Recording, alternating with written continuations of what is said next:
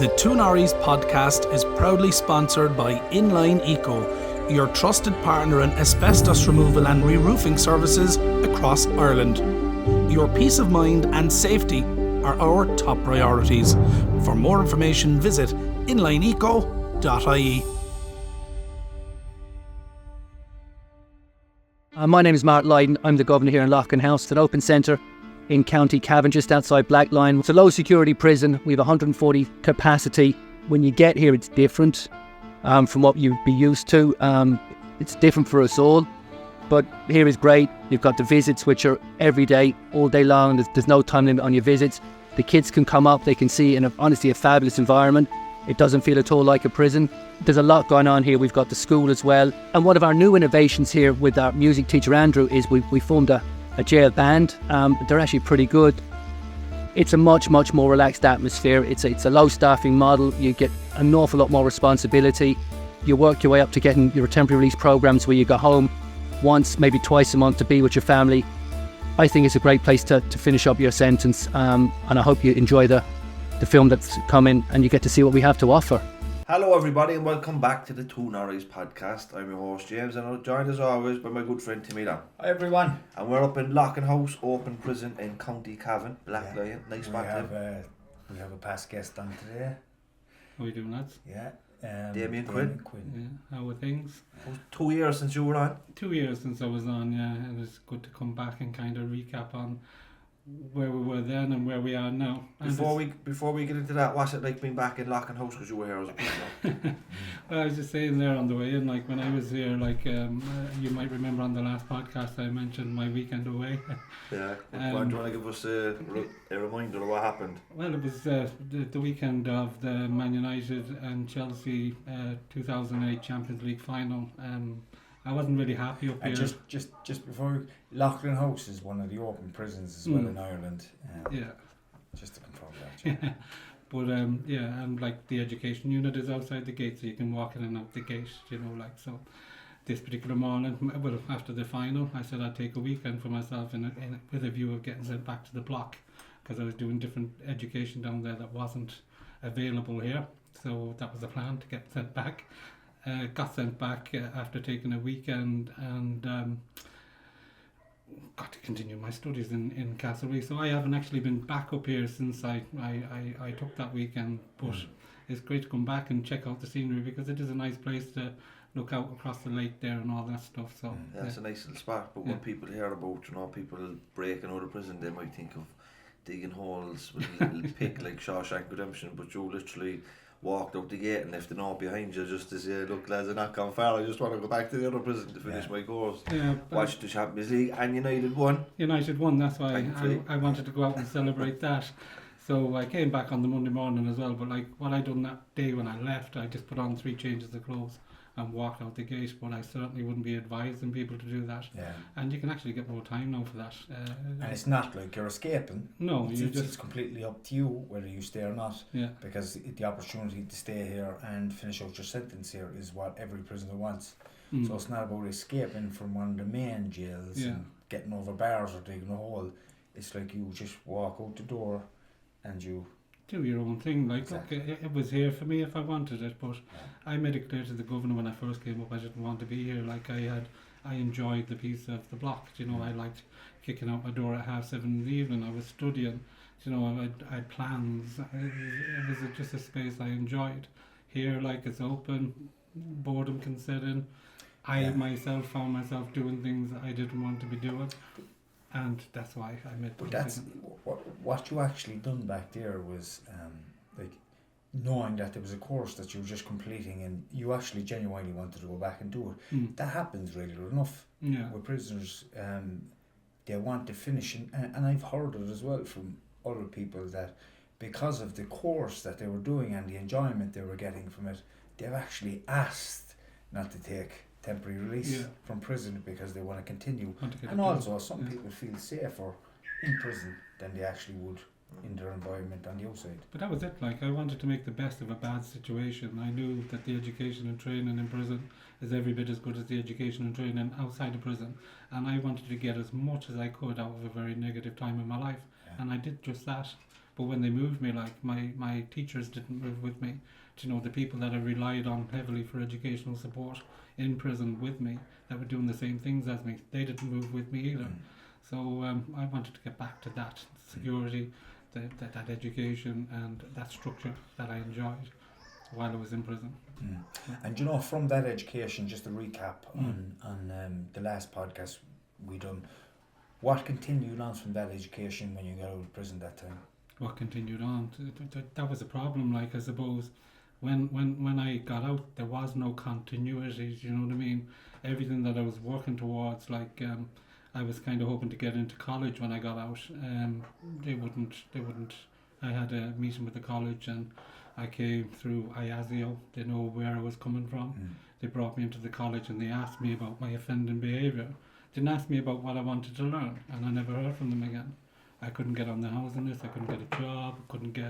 Couldn't volunteer. Do you know what I mean? So you had difficulties when you left. Huge difficulties, and I ended up right back to where I started within the first 6 months. You know, and I formed one of the statistics where half the people that get out of prison end up back in within the first 3 years, and like that's firmly because of a lack of access to opportunity in my head. It's what I experienced. So that actually correlates with what you're actually doing at the moment. You learned from that experience that something needs to be done. Yeah. So just give people a bit of an understanding of what you do at the moment. Yeah. So like the whole journey, like I always struggled when it came to vetting. Vetting was always the Achilles heel that I struggled with. Do you know what I mean? Everywhere I went, I'd always try and put my best foot forward, and I'd be forced into a situation where I'd have to talk about something I was trying to forget about and move on from, and it was a very, very hard thing to turn that discussion from a place of negativity to positivity. So I always felt like we needed something else that would support people and capture what's right and what's strong today, rather than what was wrong all those years ago. Like, you know, so as we outlined about the idea on the last podcast, you know, this idea of Spira Nua, you know, this new positive disclosure model, a strengths-based disclosure model. It was actually the first time I spoke about it publicly was with both of you. Yeah. Breaking news. Breaking news, yeah. But where we're at today, like after like speaking to you, after doing all the research on it, and everybody kind of seeing merit in what I was saying, I pitched that idea to Social Entrepreneurs Ireland. Can you just give us a little bit of a description what Spira Nua is again, just for some of the listeners that may not have heard the first podcast? Yeah, so predominantly Spira Nua is like peer mentoring program, and what we do is we support each other to kind of identify our strengths, you know, document our steps out of a life of crime, what we're doing right, our educational pathway, our, you know, abstinence from drugs and all that kind of stuff, our plans, our goals, our aspirations, and we get that all assessed, and we see, you know, have these goals and aspirations been met, you know, certified, all that type of stuff, and we document it and we set it up in like a portfolio of commitment to change, and then that's passed over then to be assessed by the criminal justice system based on their own benchmarks of rehabilitative outcomes. So when that happens, then it brings it right up to date, and if you can imagine like a safe pass for people with convictions, that's pretty much what we're offering. Okay. And you know, like if you want to start something up like that, or if you have an idea, like how do you go about it? How do you get funding? Or do you want to talk about that? Yeah, well look, when I came off it was a college project, and rather than gather dust on a shelf, you know, everybody was saying, yeah, that makes sense, I couldn't shake the idea, so I pitched that idea to Social Entrepreneurs Ireland. I remember seeing the link on Facebook, and I was half kind of thinking, is this a bit of a scam or what? But I went and I gave them all of the details on my idea. They invited me onto the Ideas Academy, and we done a load of workshops around kind of storytelling, business development, business structures and all that type of thing. And then we got the opportunity to pitch again. So I pitched, and I was an awardee on their Ideas Academy, and they funded the cost of startup and setting up the website and that type of thing. So that's up there now. Alongside that, then they asked me to come on back onto the Action Lab, and again we went through the same process. Now I was kind of thinking about self-sustainability, it's all right getting funding, like, but the funding ends, you know, the project ends if you can't make it self-sustainable. So I was looking at kind of developing a disruptive coffee brand. Now, they didn't run with that because it was a bit of a drift from what I was talking about. So we weren't successful there, but at the same time we were successful under Kickstart. So we got funding through Kickstart. It was out of the dormant accounts funds. It was probation and Department of Justice funding to do a feasibility study and kind of a commercialisation strategy, which is just finished now. And most recently then we got additional funding of Rethink Ireland to develop a companion app for when people leave prison. So then in my head I would like to see people leaving prison with a free phone that's given to them with the app built in, and they will know where to access services if they get a sudden go on you're out, because that's usually what happens. There's never any guarantees people can be at the gate to meet somebody. It could be out any day.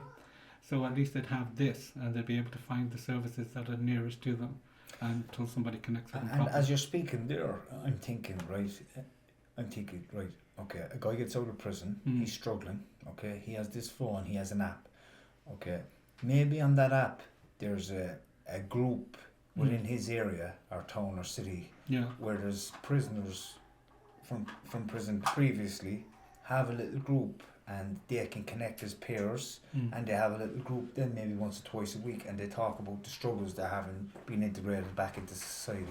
Like, it's a model like GA, where people with lived experience help those that are on the initial path of recovery.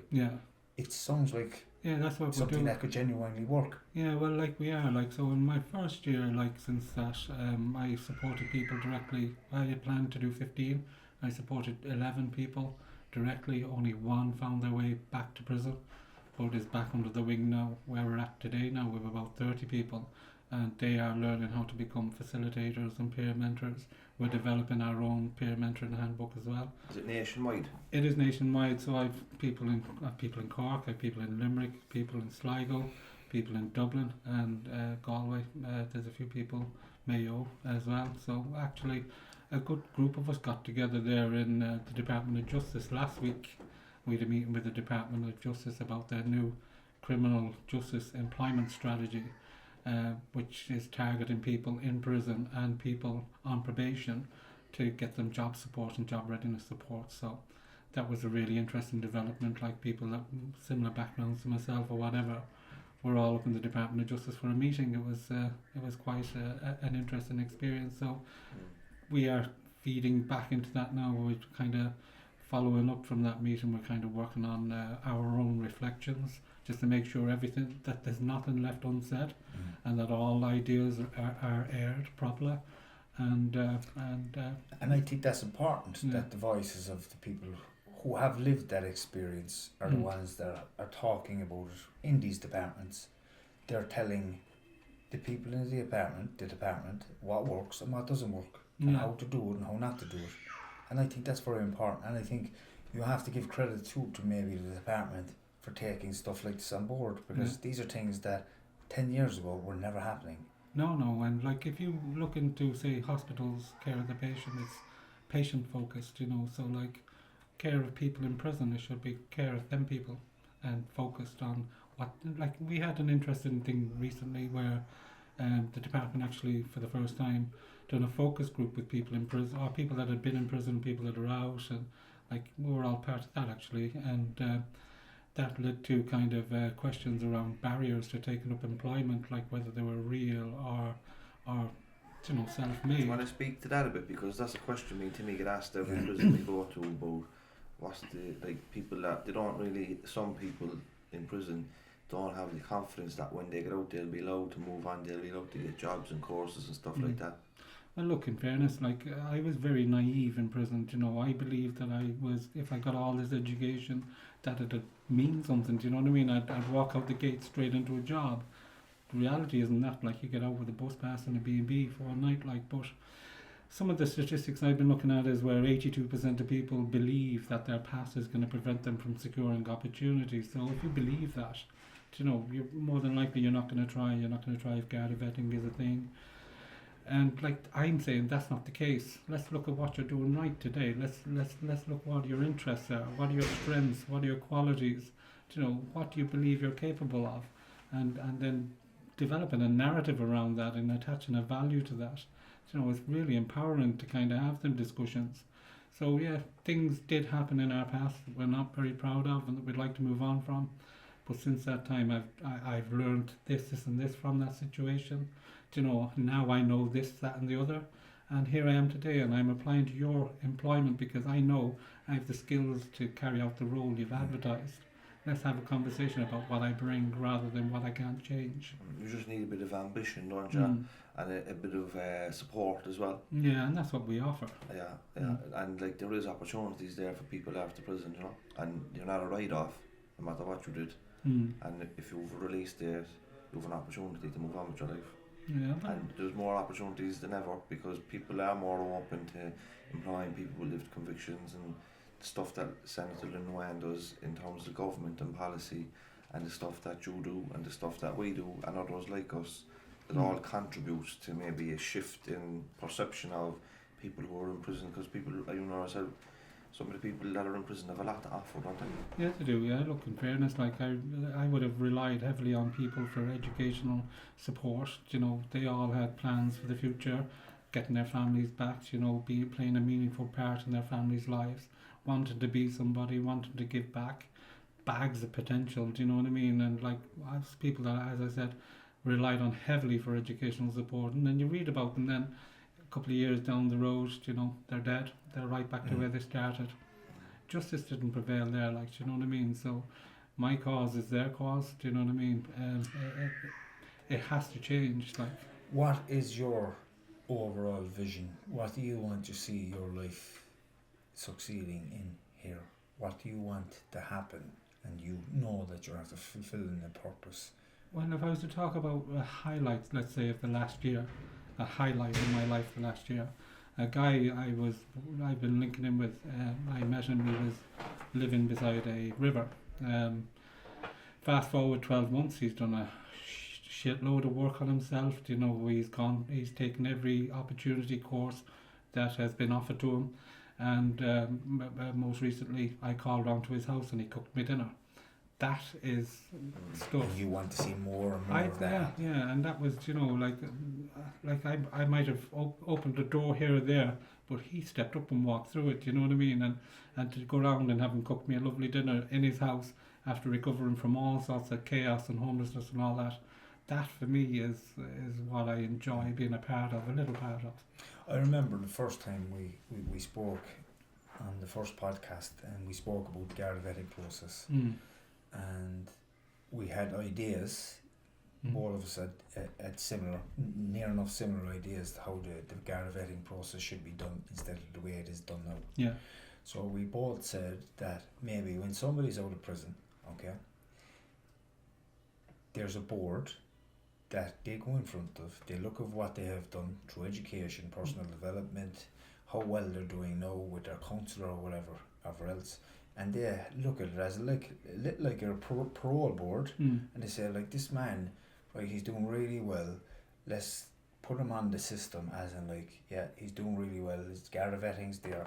And when somebody goes about Garda vetting process, right, the Garda vetting is there from what they have done, but there's also something next to it that says, right, this man has done this in his past, but here is this now, this is what he's done since, you know, so you have this from the past and this from now, from the last 2, 3, 4 years.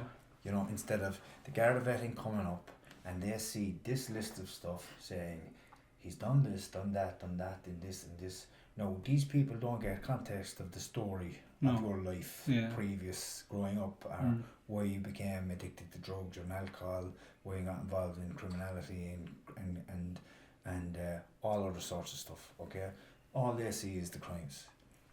But I would love for people to see the good stuff. Yeah. Right, he's in recovery. He's helping here, he's helping there, he's involved with this charity.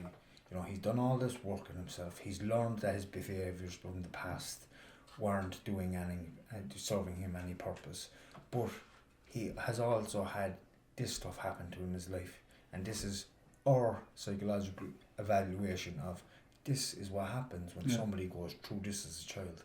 Well, that is what we're doing. So, like, since the time, so we well, like, in fairness, another piece of stuff that does need to happen, and you'll be talking to ISM, no doubt, the Integrated Sentence Management Programme, and their officers. But when you get inducted into prison, you are told what you can do with your time. Do you know what services are available to you, what training is available to you, education, all them types of things, and you, with the ISM officer, will make a plan on how to use your time well. Then when you come to the end of your sentence, sit down and say, you know, them goals that you set with me in that discussion, did you fulfill them goals? And if you can provide information on fulfilling them goals, then that has a value. But when you look at desistance, like desistance starts from day one outside the gate. You'd have spent years working on yourself in prison to get yourself ready for that. Do you know what I mean? And that doesn't even factor into anything. So that is captured. Probation reports are captured. Referrals from, say, sponsors, letters of referral, that type of stuff, educational attainment, health and well-being, character references, they're all collated into a similar... So, like, if you're going through vetting, you give them all of the addresses you lived at, and all they do is they check is whether or not Damien Quinn had a conviction when he was living here, here, or here. And that doesn't change. That will never change. But all of this other stuff is changed, and it goes undervalued in a disclosure system. So we collate it the same way, in conjunction with the address check, and we give this other piece of information and if everybody is satisfied that the benchmarks have been met that they set out themselves, then it's validated and certified up to date. We're not guaranteeing future behaviour because nobody can guarantee that. Like this idea of rehabilitation, the only way you can measure that is if somebody never offends again and dies. Only then you can say with certainty, yes, you know what, he was rehabilitated or she was rehabilitated. But by then it will have been too late because they will have struggled right throughout the rest of their lives with conviction, disclosures, and things they can't change, even though they've changed themselves. And the disclosures of convictions is something, when somebody has came across it, somebody that's doing well, they've gone into education, they're in recovery, and they get doors closed in their face from interview after interview after interview because of the guard vetting process. It can be really disheartening, and some people actually give up. Well, like if you look at the Act, like it's there to protect anybody, or protect children and vulnerable adults from anybody that has the capacity to endanger them. But if you went into that block there and you told the lads that's the way they're categorised now, they'd be horrified because a lot of them people would be family men, would have done things out of necessity to put food on the table. Do you know what I mean? It's wrong, it's a crime, but it's a necessity. Do you know what I mean? But if you were to tell them they were categorised as a risk to children and vulnerable adults, they'd be horrified. So the Act has got skewed. Like I've seen people going for cleaning jobs having to go through guard vetting, working on factory lines, the cameras everywhere, having to go on guard vetting. What does it prove? Like in my head, employers should really be saying how having a criminal conviction will impact on their ability to conduct business. And if they can't prove how that is happening, then they shouldn't have it in place. Because wider society has a role in terms of reducing crime, so that the individual can do what they can do. The Department of Justice, the prison, the probation, at some stage that person has a release date and they're gone from under the justice umbrella. And at that stage, we spoke at an international corrections conference in Porto, and there was a few different countries there. One of them that stood out was Singapore, which has like amazing services. It's only a single city state, huge population but very wealthy. The rates of recidivism the first 2 years after release were very small, but after that they were very high. And there was a lot of countries like that.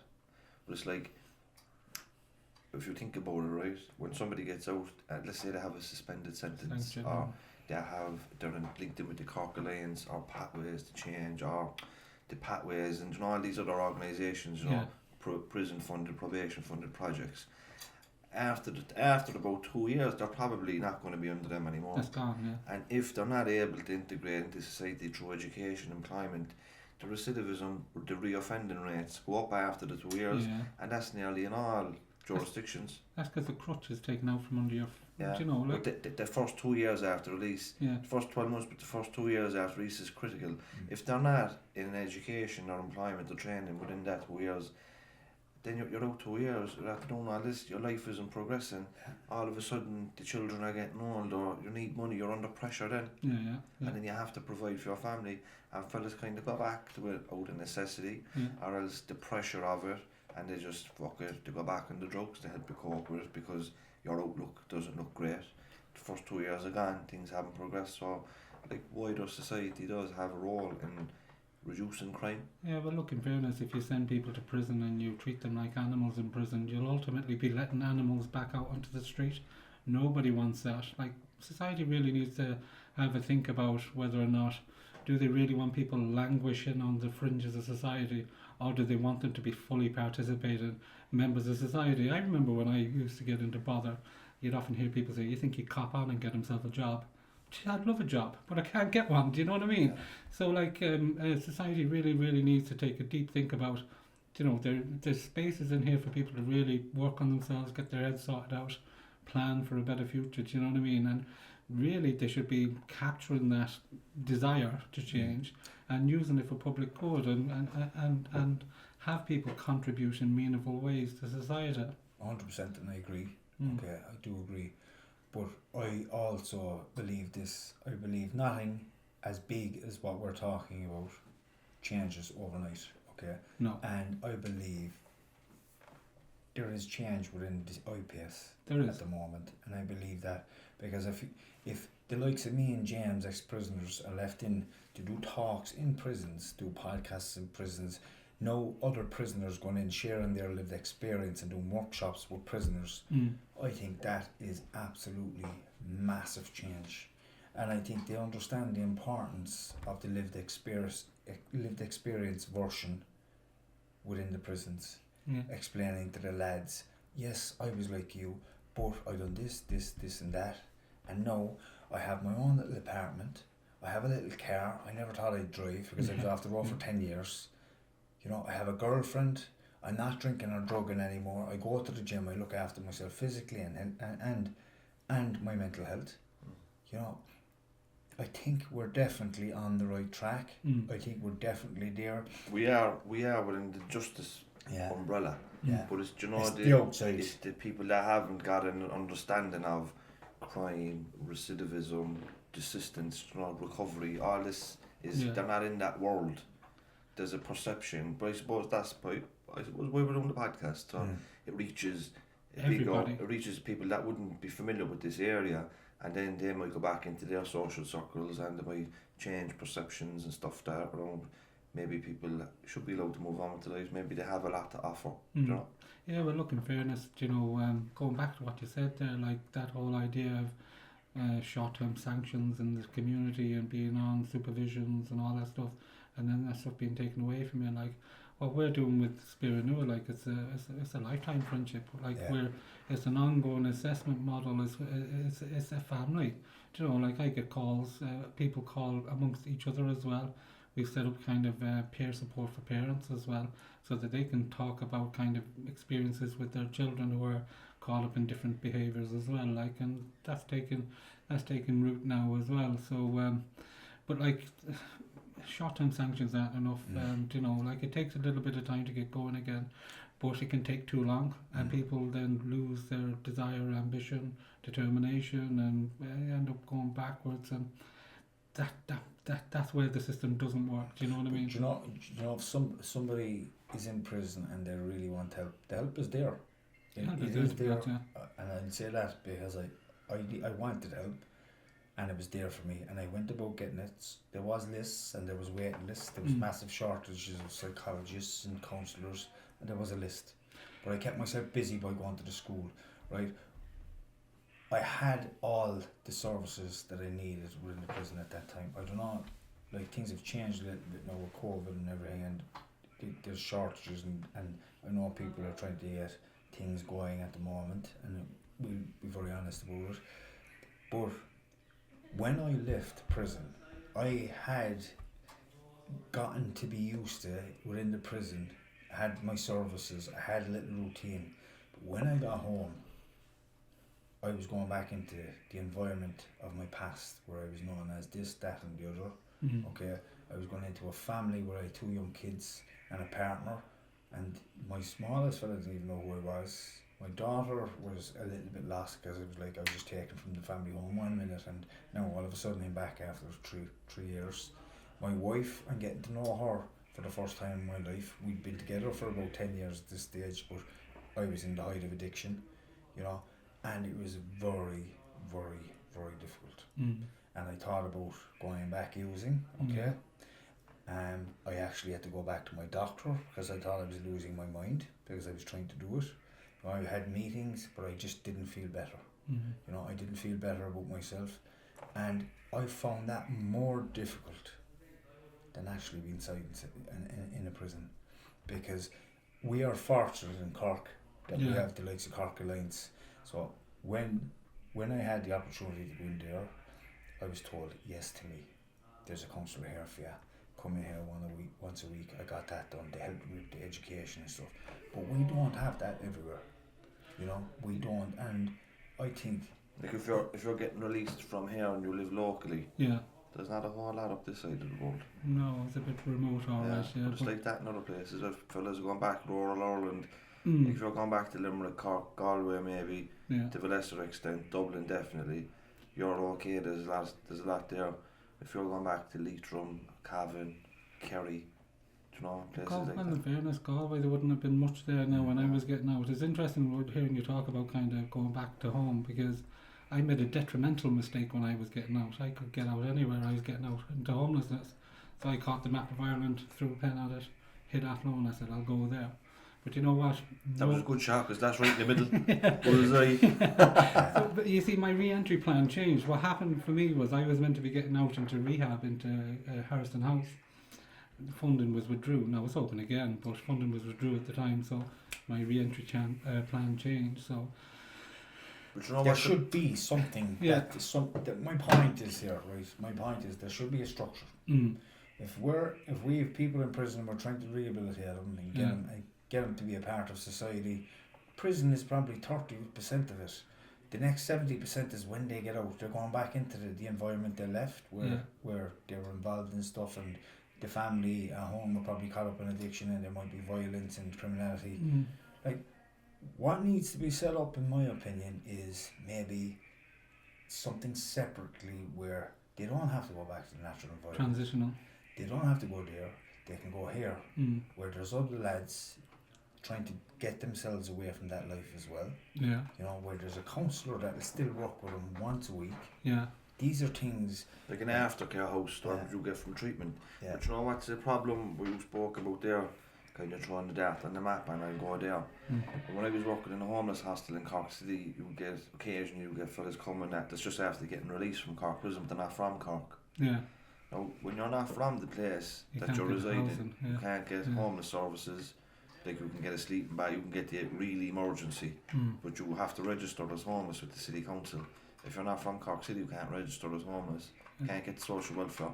They send you back to your place of interest. Now, for a lot of fellas and girls, they either can't go home because they're in danger, or they don't want to go home because of all the triggers or whatever. Yeah. But they end up kind of on the street begging or robbing and stuff like that, because there's no services. So that centre of interest policy is very damaging for people that look for a new start elsewhere, you know. But that was my point, like, so I went to somewhere for a new start thinking, do you know what, I'll stay away from where I'm from, I'll get myself together, I'll come home when life is good, you know, and play a part in their lives. But I wasn't accountable to anybody where I went in Athlone, you know, and when things weren't working out, then I found myself slipping back into old habits and getting myself into trouble, and within no length of time, when things weren't working out, I was right back to where I started, running from everybody, had to leave the country, and seriously caught up in a lot of stuff. And but you know, when I actually came around and got over all that went on and got home to where I knew people that I cared about,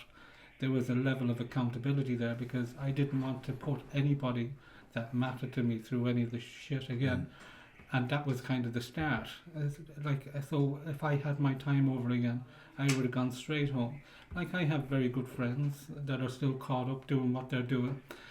they respect me enough not to do anything around me, and I respect them enough and love them enough not to expect them to change. You know what I mean? I made the decision that I wanted to change. Like, you can run as far and as fast as you like, but you'll never run away from yourself. Do you know what I mean? I learnt that the hard way.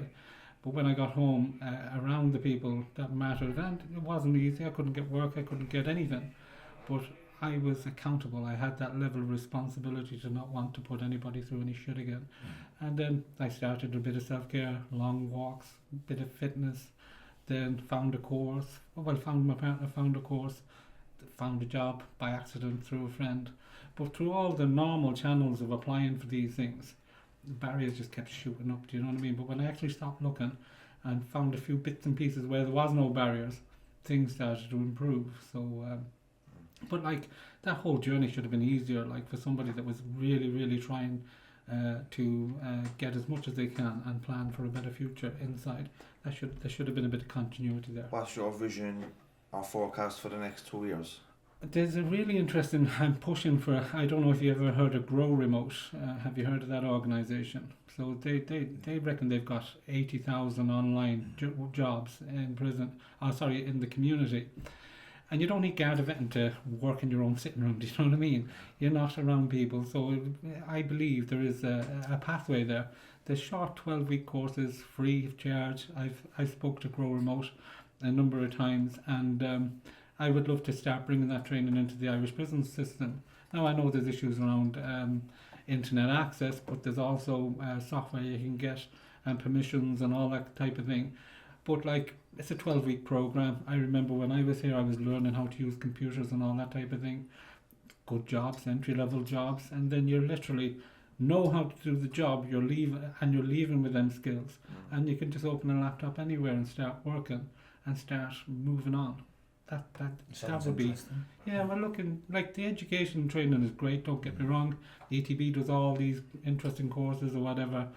Do you know what I would like to see something like that work inside maybe a facility, an office, instead of people at home, because you still have particularly people that are coming from prison. You still have that kind of thing that they're stuck at home, and that little bit of boredom thing. I think maybe if there was a setting there is.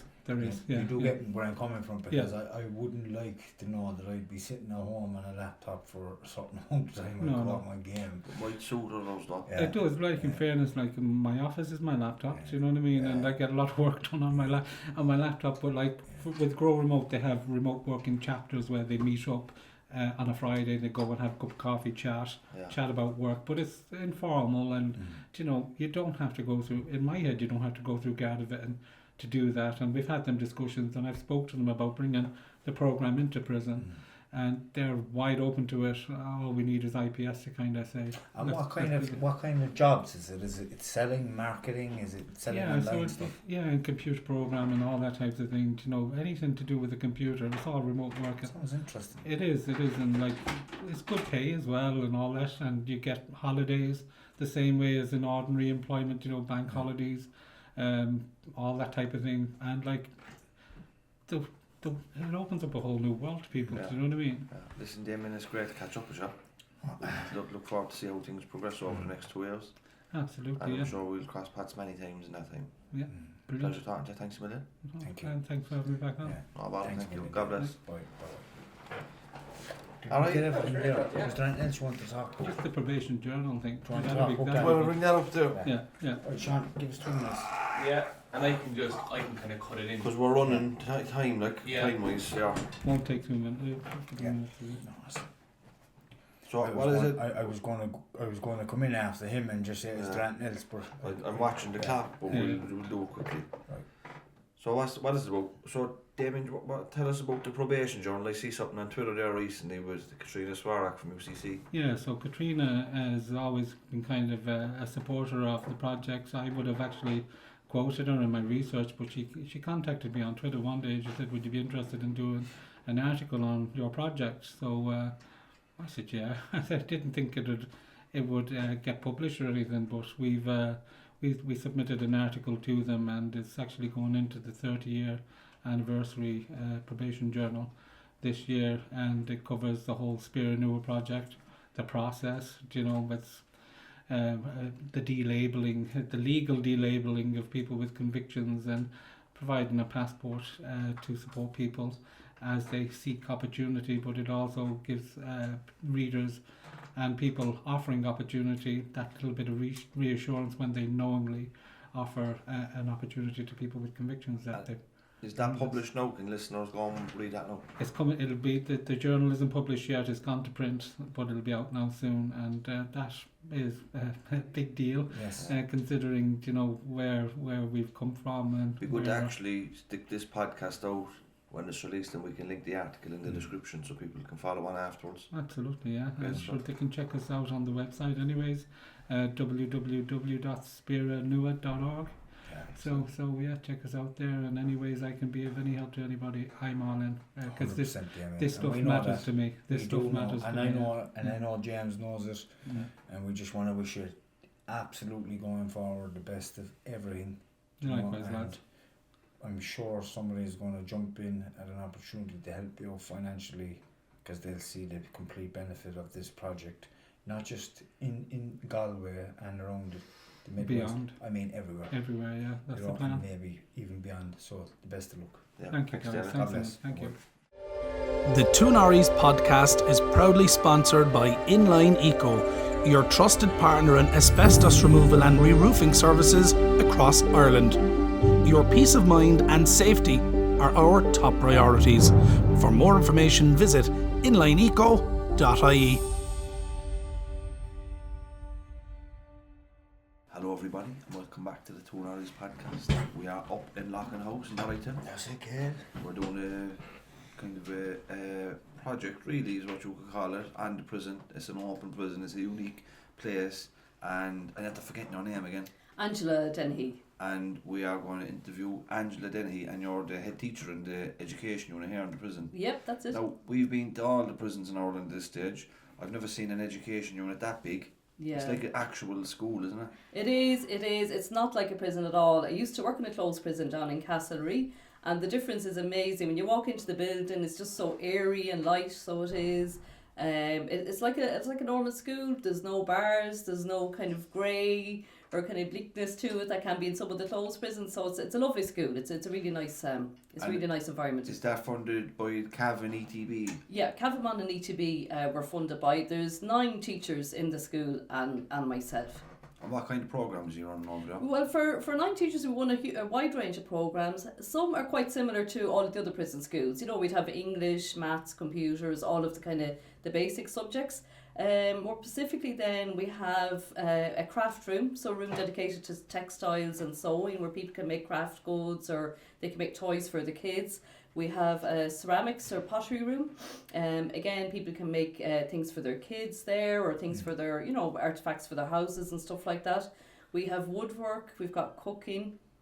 Other things that we have that may not be wouldn't be in the closed centres is we have our own polytunnel. I don't know if you saw that, it's outside the car wash. And we have our own little horticulture classroom outside, so we do. So the men can learn how to grow their own fruit and veg there, and we can use that fruit and veg then in the cooking class, so we do. What about Open University? Have you got that here? We do, we've Open University as well. If someone was coming from, say, a main prison, would they be able to continue the course in Open University Absolutely, here? yeah, absolutely. They can continue it on. And we've great links with all of the other prison schools. We're always in contact with each other, all of the head teachers. So we've no problem passing work around from, you know, one prison to the other. Also, if someone was doing, for example, because of 9 teachers, even though we have a wide spread of subjects, we can't offer everything. So we might not have business studies, for example, or psychology. But if someone comes up and they were doing their QQI in another jail, what they can do is they can finish it off generally with the teacher in the other jail. Almost do a correspondence course so they can get their subject finished. What about say if you have somebody in a main prison, okay, and they're doing an apprenticeship on the outside, and they finished phase 2 and done phase 3, and they're up here and they wanted to maybe do phase 4 in one of the ITs. Has that happened before? Is something like that possible? Not in my time. Now, I'm only here 4 years, so a lot of my time, unfortunately, has been marred a little bit by COVID. So, you know, there was a lot of restrictions, obviously. We do have 2 in that position at the moment, and one is They do run the phase that he wants to do in Sligo. We've great links with Mayo Sligo ETB. There's a direct bus outside the jail from here over to Sligo. So at the moment we're in the process, I'm working on him getting to up there to do his next phase with the ETB in Sligo. That's great. But we've no confirmation yet. What that'll happen. The Open University and ETB is separate. So how does it work if somebody is doing an Open University course? Do the ETB tutors facilitate that, or do they help them as like an add-on, or what's the partnership like? So the computer teacher generally would facilitate it with us, and obviously another subject teacher could facilitate it if it's a subject, the same subject area. Where they've very good internet access here, so anyone that comes up automatically gets internet access, so they do. So they're able to access all of their modules online.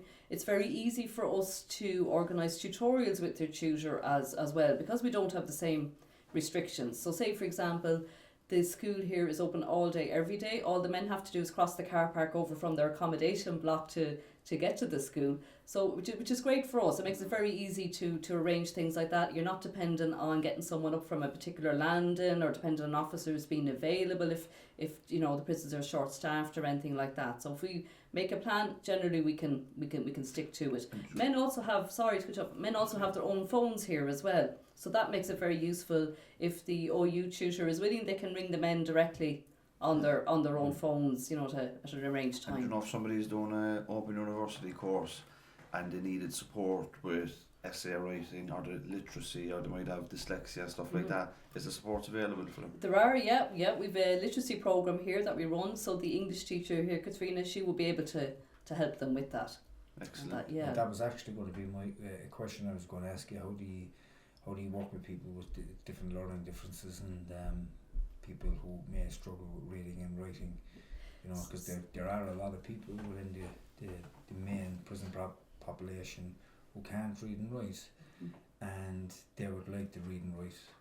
And I have seen some teachers along my own way really bring the pace of teaching down to the level of the person they're teaching with dyslexia, dyspraxia, ADHD, just so they can get a nice experience, something completely different to what they experienced inside in school. Yeah. So do you understand the whole kind of? I'm obviously thinking you do, because you look like somebody who gets it. So you do understand the importance of that level of kind of communication and just really taking your time.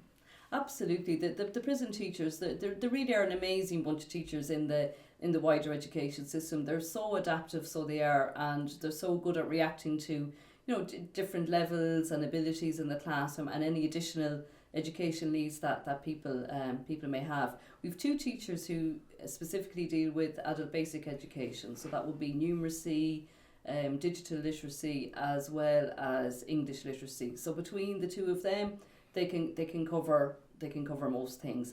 Again, we're very lucky we can get a lot of support if needed from the ETB as well, if we needed someone to come in with a particular specialism to help the teachers with some training. If we came across something that we hadn't have dealt with before. But no, in general, the teachers are very well equipped to be able to deal with that, and they can, they'll all change their lessons accordingly. We have enough time to do one-to-one teaching here as well with any literacy students if they prefer to do one-to-one reading and writing classes. And again, we're so lucky where we've no restrictions. So if a teacher sets a time for the guy to come tomorrow, he'll be able to come. What do you enjoy about working here in this place?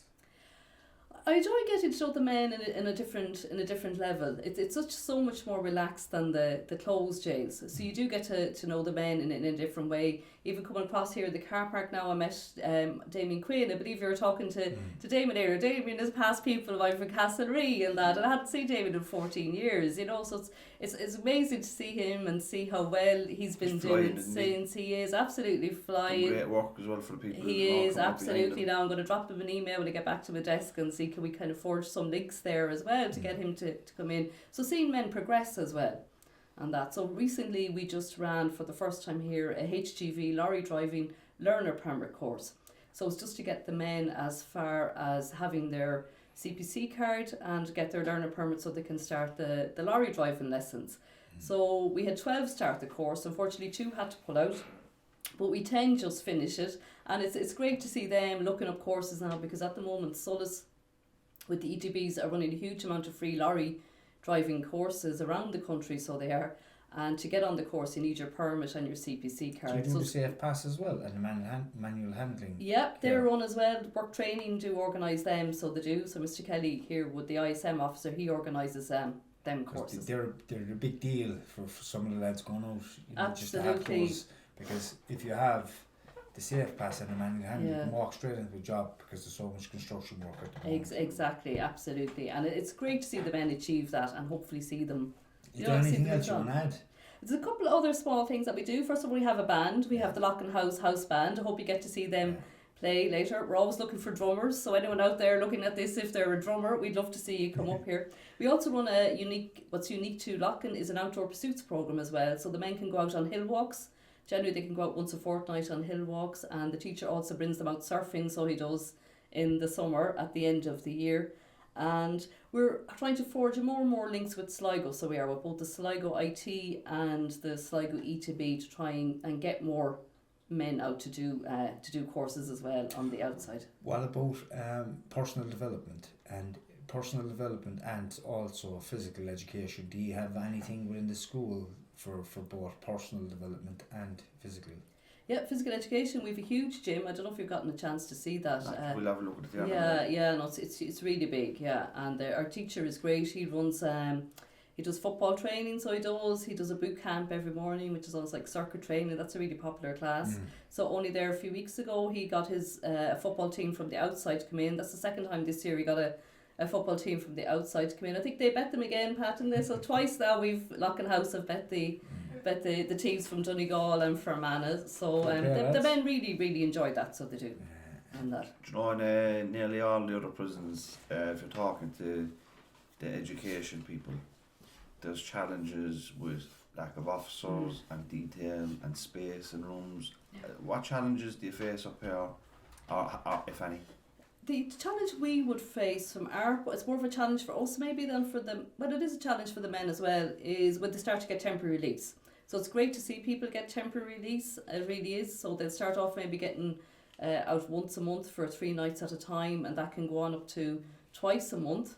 But that can obviously interfere then with the routine. You know, the more often people are getting out in temporary release, the more their head is always conflicted. You know, it's conflicted between home and to being here as well. To come back as well. Exactly, it is hard to see them. You know, they can be a bit fed up when they come back. They're like sometimes, like ourselves, maybe in the middle of November on a Monday morning coming to work. They're a bit fed up coming back, so they are. Or when you go away on holidays, or when you leave for a few days and you're back and work on the Monday morning. Exactly. So, yeah, so that can be a challenge for us, especially if you want to run group projects.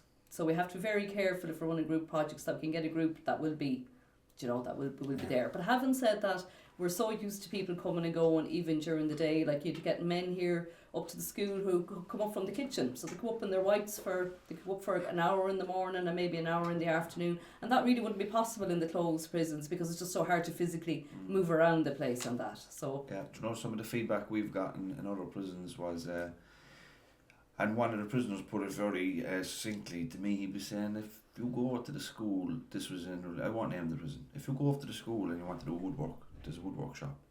And if you want to do English, there's English class. And if you want to do crafts, there's crafts and art. He said, but if you're in recovery and you want to do the work on yourself, there's nowhere for us. Do you ever think that there be a specific program, maybe a recovery program, not just for addiction, but as Timmy was touching on, the personal development space, the life skills, the mental health, emotional intelligence, well-being? Do you think that there's a role? Would that be separate from psychology? Would it be psychology? Would it be education? Would it be both? Or would you like to see something like that? Absolutely, and it is an area I think that needs to be worked on.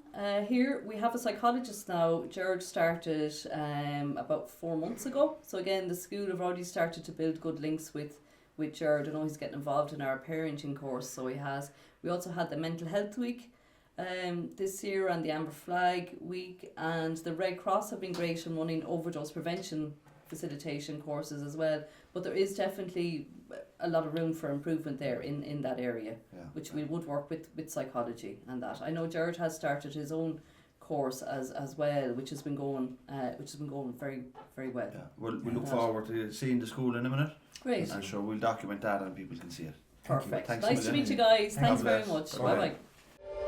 The Two Norries podcast is proudly sponsored by Inline Eco, your trusted partner in asbestos removal and re-roofing services across Ireland. Your peace of mind and safety are our top priorities. For more information, visit inlineeco.ie. Hello everybody, welcome back to the Two Norries podcast. We're here with my good friend Timmy Long as always. Hi everyone. Nearly skipped you there, Timmy. No, when I'm doing it the opposite way, I completely, do you know what happens? I get nervous and I forget to say it. Do you know what you says once or twice? Hello everybody, I am your co-host. I get caught up, you see, I'm not used to doing the introduction, but anything out of the routine can be all fucked up. But anyway, we're up in Loughan House. It's part of our little thing that we're doing at the moment up here. And we've a guest here, a prisoner. This will be anonymous. Thank you. Because we don't want people Googling and making judgments, so people hear the human side or the story of maybe somebody that's inside. So we protect your identity, and thanks for putting yourself forward for this. No problem. Will you set the context for us of where you grew up, what life was like before you came here? Yeah, I grew up in Limerick City. I'm 54 now, so I grew up. My childhood was late 70s, early 80s, I suppose, and I had a good childhood. You know, I suppose what you consider to be a normal childhood. You know, I went to school, I played sports. Kind of sports. From Limerick, so I had to play rugby. Yeah. Played hurling, played soccer, played them all. Wasn't much good at any of them, but I played them all. You know. Yeah, just like I said, I had a happy memories of my childhood. Were you academic? Were you a smart kid? Yeah, I suppose I would have been. Yeah, reasonably. Yeah. Did you do well in school? Yeah, I did. Yeah. I've a degree. I had a degree in business studies before I came in here, but I qualified in 1991 with that. And were you working in business? I was. Yeah. I worked in Dublin for over 25 years. What kind of a sector were you working in? I worked with the kind of a semi-state institute, Department of Transport. Oh, and how did it all go wrong for you? Gambling. It's the only thing that's. It's the thing that's put me here. It's the only form of a criminal conviction that I'd have, apart from minor motoring offences or whatever. All my convictions are gambling related. So right, gambling became an addiction for you. Can you bring us back a little bit to when it actually started, or when was the even first time that you gambled? I can remember going to bookies when I was very small, when I was about 11 or 12, to put on a bet for my father. Now, my father had absolutely no gambling issues whatsoever. This was like a 20 pence bet he used to do every Saturday for fun. Like. But I remember one day he sent me to bookies and I had to do a bet for him, and there was something about the place I think that kind of I liked. I grew up, like when I say I had a happy childhood, I did, but I grew up with red hair, freckles and glasses. You know, and that brings issues. It does, you know. I mean, in context, like they're small, pissy issues. But you're a kid, like when you're a kid, they're not small. You know, when you're getting constantly ragged and bullied and picked on because you have red hair and glasses, like. And when I went into bookies, I remember it was all full of old fellas. What I consider to be old fellas, like, you know, smoking and patting me in the head, and none of them were judging me. None of them were slagging me. The boy rowing the air. Yeah. Walking around. Yeah. And none of them were slagging me about the red hair, none of them were slagging me about the glasses. And I go, just listen to it. And I remember I did my first bet properly, I think, when I was about 15. And it all went wrong very quickly after that for me, you know. Was it dogs, horses, football? At the start it was horses and dogs, yeah. And the biggest problem I had was, like most compulsive gamblers will tell you, I had a big win. The worst thing that could happen. Yeah, I remember it, a 50 pence bet in 1984 that I won £51 off of. And £51 in 1984 was for a young fella, a decent penny, you know. And like, you're going back to a day where it was 40 pence per pint, like, you know. So that was it then for me. Pretty much after that kind of decided for me that was how I was going to make my living. I was going to get rich quick. How would your money come from back then in relation to gambling? Were you working? Oh, I would have cut school a couple afternoons a week and worked, and I would have worked a weekend job advertising in a newspaper when I was like 15, 16. I always had a mind that was... So your money was hard earned, really? Initially it was, and after that it became stolen. Yeah. You know? We'll get into that. So Yeah. how did it gradually get to where it was? Got to a point fairly quickly with me. I remember by the age of 18, 19, I was kind of trying to study and I was trying to work, and it just...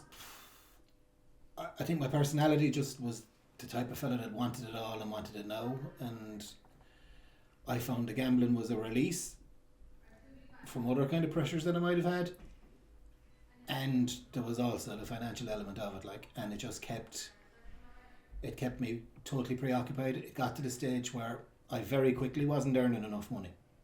You know, if I was losing it. You know, quite literally, the minute I'd get paid, I'd have it blown in half an hour sometimes. Then there'd be the odd time, the 1 in 10 time that you'd win. You know, when you're just about to give it up, it pulls you back in. Yeah. But even when I was winning, it wasn't enough then, because the stakes just kept getting higher and higher and higher very quickly. It's insidious. Oh, completely. Yeah, I'm a compulsive gambler myself, Okay. and we had a conversation previously about it. Yeah. And I know exactly what you're saying. You know, there's absolutely no control over it. No. Once there's money inside in the pocket, or there's money somewhere else where you can get it, you will continue gambling until there's nothing there. When you say you started stealing for the money, then talk to us a little bit about that. Would have started at home, I suppose. You know, stealing money from the father's wallet or the mother's purse, or the sister if she had money hidden upstairs. That's where it would have started when I was younger. After that, I can remember.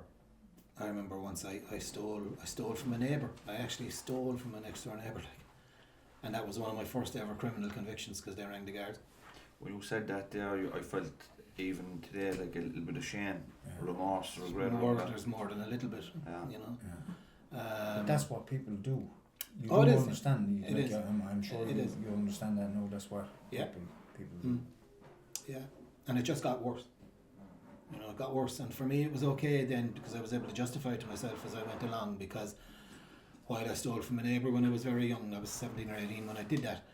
After that, the older I got, I'd consciously make a decision that I'd only steal money from businesses or companies or con money out of businesses and things like that, because in my mind I was able to justify it, that I'm not robbing an individual, and sure they're insured. I was always able to like any addict, I could justify everything to myself very easily to continue what I was doing, you know. How did it come to a head for you?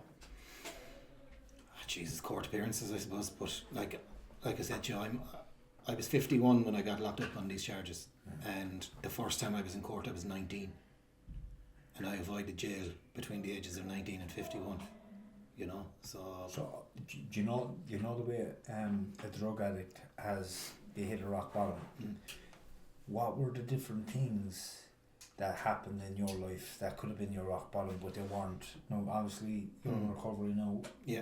From gambling addiction, but there was, like, I can remember and recall so many different times that my life was in danger, that I could have died from drug overdose, that I could have killed myself in a car, or fell here, or I could have murdered, or whatever it may have been. There were so many times where I only can see them now because I'm at the other end. Looking back at all the different things that happened then, what were the different things that happened in your life that a normal person would have stopped, maybe, if that just happened back then? I don't know, I suppose the guards appearing on my mother's doorstep, for starters, would have been a constant reminder of what I was doing. And I either don't know, but I either didn't care or couldn't stop. Maybe it was a combination of both. But for me, like I said, I just became very immune to the whole process. The worse it got, I knew it was getting worse, but I actually didn't care. I mean, I went into treatment for the first time in 1991 in Bushy Park in Ennis. I was the first gambler in the door of a treatment centre in Ireland at that time, or in Bushy Park anyway, and I was only 22 years of age. And I didn't have a bet for 12 years. 12 years. Because I did what I was told, I did what I was advised, I went to my meetings, and I lived a relatively normal life, you know. And then things started to go wrong, I became complacent, I had a really good job. Can I just bring you back a course moment you there? So you're away from gambling for 12 years. Yeah. Just explain to people how fast you went back. Like, what were the different things that were happening in your life? What did you stop doing that you were doing all the time to keep yourself absent from gambling? So, do you know the way a drug addict, they start thinking about taking drugs, right? If I'm in recovery, I start thinking beforehand, I keep it to myself instead of telling one of the lads or James or Sean, boys, I'm thinking about drugs a lot there at the moment, instead of grassing myself up, but I'm internalising it because I want to keep that thought to myself, and I eventually go and use and I relapse. What was going on for you in the lead up to your actual going back gambling? How was it? How long did it take? What was playing on in your life and what was going on in your head? I suppose I got very complacent. I suppose for me, like I said, I had about 10 years. I was about 10 years into the whole recovery thing, where I had then started to stop going to as many meetings as I did. I used to go to 3 to 4 meetings a week religiously in Dublin, and then that was going down to maybe 2. Sometimes it was going down to 1. Stopped taking phone calls from my sponsor. Basically, what happened to me was I began to think I knew it all, and that I had it beaten, and that I could control it, and it just got the better of me again. Eventually. But I can honestly say it was probably building up for about a year or 2 that I knew I was going to go back gambling. I knew I was going to do it. It was only a matter of when. You know, and the cunning side of that, yeah. You knew that this was happening, Yeah. but the strength, like the addiction is already there in your bones 12 months before you actually had to gamble. Yeah. Because the strength and the willpower just to keep that sentence that, oh lads, I'm thinking about going back out gambling, away from everybody else. I could never do that because, and you'll probably identify with this as a gambler yourself, huge amount of pride going on with me, and there was a huge amount of ego. Yeah. And I automatically thought that I was a lot cleverer than everyone else, and that nobody will know what I'm doing because I'm not falling around the place drunk, or I'm not walking around the place with my eyeballs hanging out of my head. They won't know if I'm gambling or not.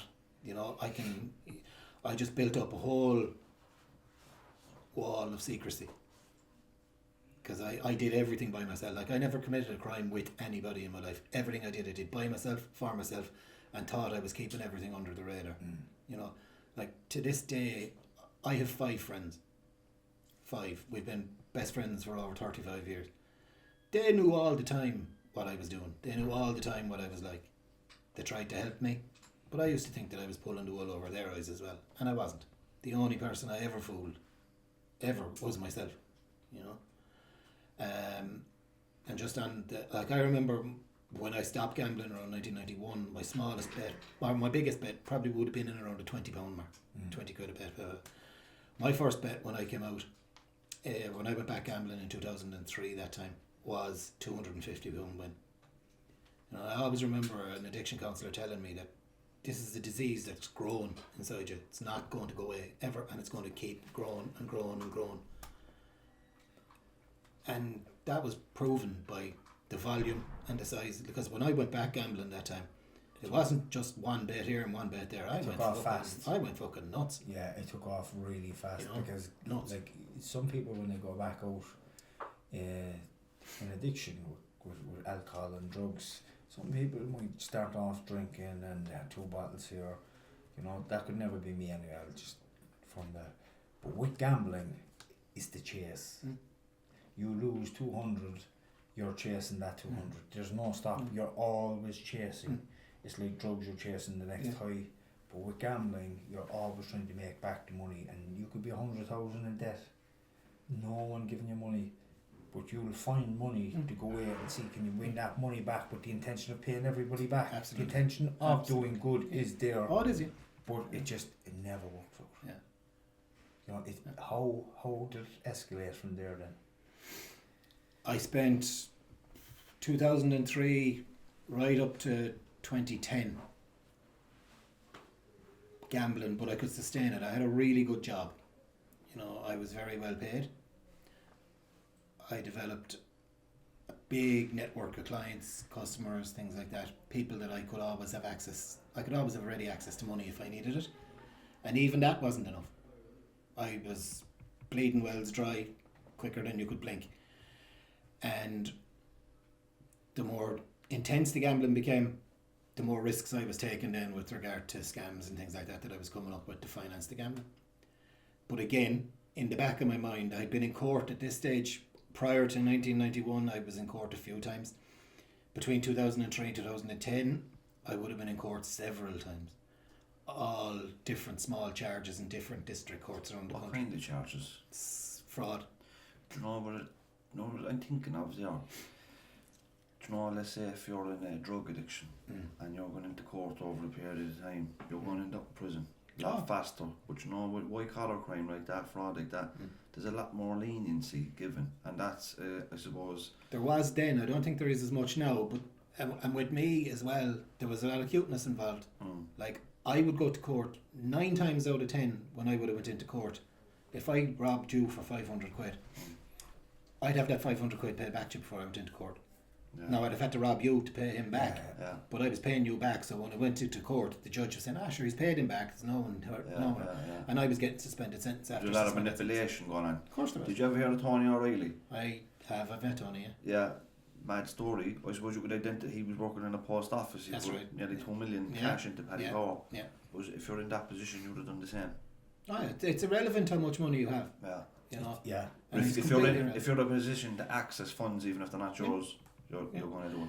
I remember in that period, I had become numb from the whole thing, and I remember like I could walk out of work on a Friday earning $3,000 a week with commissions and bonuses and all other things that I had put into it. I could walk out with $3,000 in my pocket at 5 o'clock, and by 7 o'clock I could have nothing, or I could have 20 or 30 grand. But I'd gotten to a point where if I had the 20 or 30 grand, I didn't care. If I had nothing, I didn't care. It took all emotion from me. But I do remember one day I left work on a Wednesday evening and I had 3 quid in my pocket. 3 quid. And I went into bookies and I turned the 3 quid into 20. And I came out ecstatic, delighted, because I had 20 quid that I could feed myself. So there's complete insanity. Like anybody that doesn't understand gambling. You know? But eventually, you ended up in prison. Yeah. So what's it like for an educated man with a good job and a good salary? Like, what was it like coming into prison? Culture shock? What was your experience? Yeah, it was a big culture shock for me. Did you go into Limerick prison? I went to Limerick to be committed, but I only spent the COVID quarantine period in Limerick, and they had to move me because I was morbidly obese going into prison. I was 28.5 stone. Like I couldn't walk 50 yards yet. And I couldn't climb a flight of stairs, so they needed to put me in a prison with a ground floor, so they sent me to Portlaoise, which was great. What way do you know? 16, 10. Yeah, fucking hell, I can't imagine you're that size. Oh, yeah. No, we don't want to know the details of your crimes or anything like that. That's That's okay. not what we're here for. But where did this all take you mentally towards the end? Like how bad did it get? Like how bad were the things that you were doing? How far did it bring you? And like, you know, the way I look back at some of the things I've done when you feel shame, you feel regret and guilt, you know, and you say, "Jeez, I've done things that I thought I'd never do." But were you brought to that place as well in your own life, and did it bring you to a place that you said, like, this is not who I am at all? I have to look at this. I always thought that, but I couldn't get a grip on it, and I only got a grip of it when I came into prison with the help I got in Portlaoise off of a lady I'll talk about her in a while. But I always had it in the back of my head that I was too smart, I was too clever to go to prison, I was always going to beat it, I was always able to stay ahead of the system, blah blah blah blah. That's the way I operated. Arrogance, ego, call it what you want, but yeah, going into prison was a culture shock. With me then, you see, the crimes they were getting bigger financially to a degree, but none of them were huge. Like, and again, I could have done an awful lot more damage than I did. But the reason I didn't was deliberate, insofar as I reckoned if I kept them all fairly low, I'd stay out of prison. Yeah. But I knew that it was an inevitability with the amount of them. Like, I had to end up in prison. I had no choice. Yeah, it's coming down. Oh yeah. What Like, was it I like? had guards telling me that for years in Limerick. What was it like when you got sentenced? Uh, The next closed in. again, I knew it was coming, and I'd kind of resigned myself to it. But it's still very different when you have to go in there. I don't know if you've been in Limerick prison, like, but it's We were in there, yeah. it's not a very nice place to go, you know. Of all the prisons, and I've been in a fair few of them in this sentence. Like Cork prison would have been probably the nearest to Limerick prison, I'd say. Cork, I've been in Cork on Yeah. remand because I was going to court, and The old one. That's the old one. yeah, I was in the old one years ago Yeah, for a yeah, weekend. Yeah. But as we're talking here, I think it's important to bring it back just one step. Okay, you were 28 stone stopping. Okay, Yeah, you were your mental health was completely I was destroyed. You were definitely overeating Oh, to be able to soothe yourself. Yeah. No, you were gambling Yeah. and you were overeating as well. Yeah. So you were cross addicted. oh, And you're obviously soothing yourself every time you have a knockdown with the gambling, with food. food. No matter what you win or lose, it doesn't matter, No, it because that addiction is there as well. Yeah. Did you have to get help with the food addiction as well? I did indirectly, not the way I should have done. Yeah. I collapsed one night in Portlaoise.